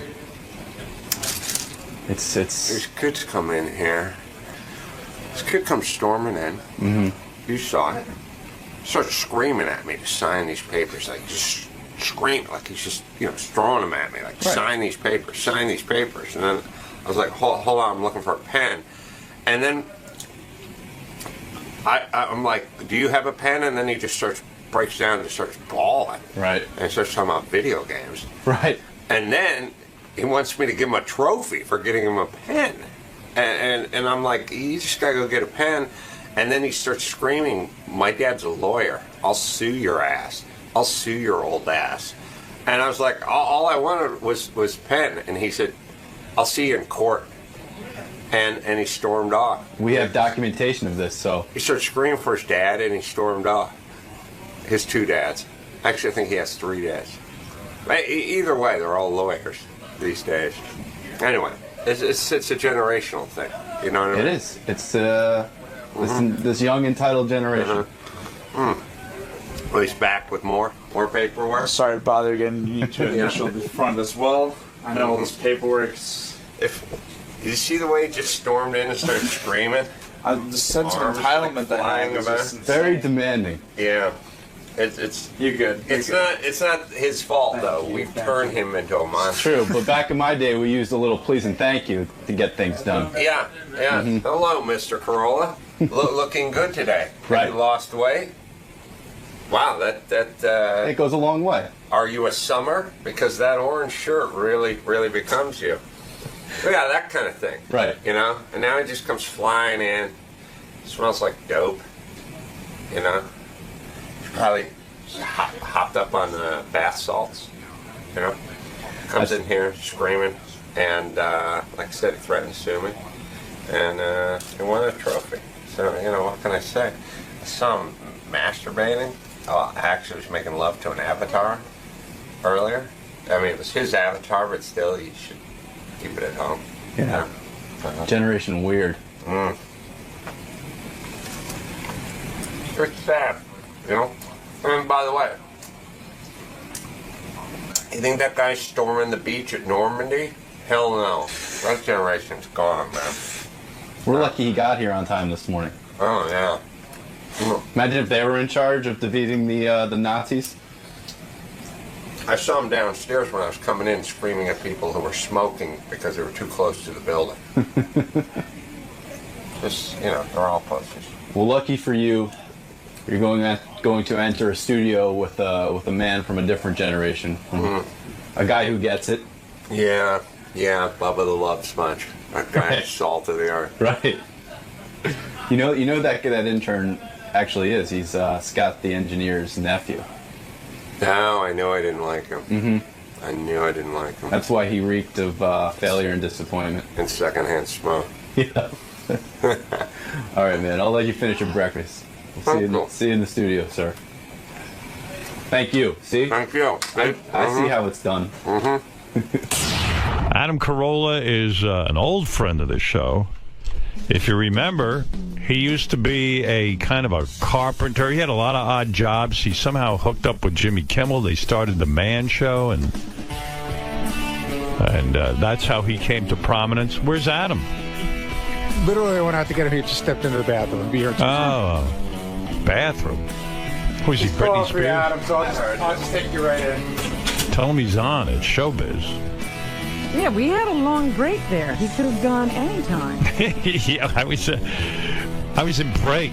I should mention. Oh, here comes Adam. Okay, I'll mention this later. What did you do? You went off on a tirade about the '80s channel here at Sirius, because you don't like they played Depeche Mode too much. Such a piece of shit. The '80s channel, I don't listen to. I listen to deep tracks. That's what a real man listens to. If I hear fucking Union of the Snake by Duran Duran one more time on this piece of shit station, are you an '80s guy? Is that your genre? Well, the thing that drives me insane is they have a station called First Wave. Right. And First Wave is like, all right, here's all Talking Heads and Elvis Costello and Joe Jackson and all like the old first wave stuff, and then you hear fucking Union of the Snake and Men Without Hats and Safety Dance, and it's just a bunch of gay, horrible. You don't like Safety Dance? No, you can dance if you want to. I ironically wish those guys were crushed by an I-beam. You know, I have to be honest. If I'm going to be an honest broadcaster, I think I like Safety Dance. But I don't know. I want to hear it 100 times. You might have a point. You know what it is, though? This is the thing. Here's what they do. But you know, wait a second. Yes. You were in radio. You're still in radio. You're doing your podcast and all that. You know it's almost an impossible job to pick out music for the masses. In other words, for every song that you don't like or that you love, there's another guy sitting in his car going, I hate that song. My father said to me, never become a program director. It's the worst job in radio. You can't please. It's guys like you can't please them. My dad said never leave the house. But that's the advice my mom Here's what they do. Here's what these idiots do. They go out and they test the music with retarded people. Okay. They give them $10 or they show them something shiny. They pull them off the streets in Vegas. These are guys with like suede fanny packs. And they sit there and then they hear the piece of shit song and they go, oh, I like that Duran Duran song. If you're that particular about music, you know you have to make your own iPod or whatever. I do, but if you pay a premium and you want to hear First Wave, then what the fuck are we listening to nothing but Duran Duran for? I mean, obviously they want to be successful. You know, the guy doing wants a horrible to please job. you. Now look, 80s channel, no good. Now listen, there's 80s music. Right. Some of the best stuff What ever. is good? What is the 80s. best stuff from the 80s? First two Joe Jackson albums. Great First two album. Elvis Costello. Look Sharp, Great. I'm the Man from Joe Jackson. Talking Heads, Graham True. Parker, all like that's first wave in my mind. And then, but see, what they're doing is they're playing music from an Adam Sandler movie. You know, when Adam Sandler does an 80s music, they're trying to please retarded people who've had their brains pecked out by pigeons. They're horrible at what they do. I know you're joking because you know how difficult it is. There should be a class action lawsuit against the asshole. I listen to Coffee House. I listen to Deep Tracks, and there are certain songs that they play in rotation because they've determined somehow that people like these songs and they want to hear them. And many of the songs, I'm glad they play over and over again. I like them. I like the familiarity. Does anyone need to hear "Union of the Snake" by Duran Duran? Of the Snake? Well, someone will find Sing it to me. Sing me "Union of the Snake." It's unsingable. You can sing it. What is that one? The Union of the Snake is... It's that whiny Duran Duran, something about hanging out by the borderline. They're all the same piece of shit song. Maybe you're right about that one. I don't... It's the gayest, most dated pile of shit in the world, and they never stop. I just jumped in my wife's car the other day, turned on first wave, here it was, Union of the Snake. Well, do you know what Union of the Snake is about? Do you know what it's about? I don't care. It's about two guys rubbing their penises together.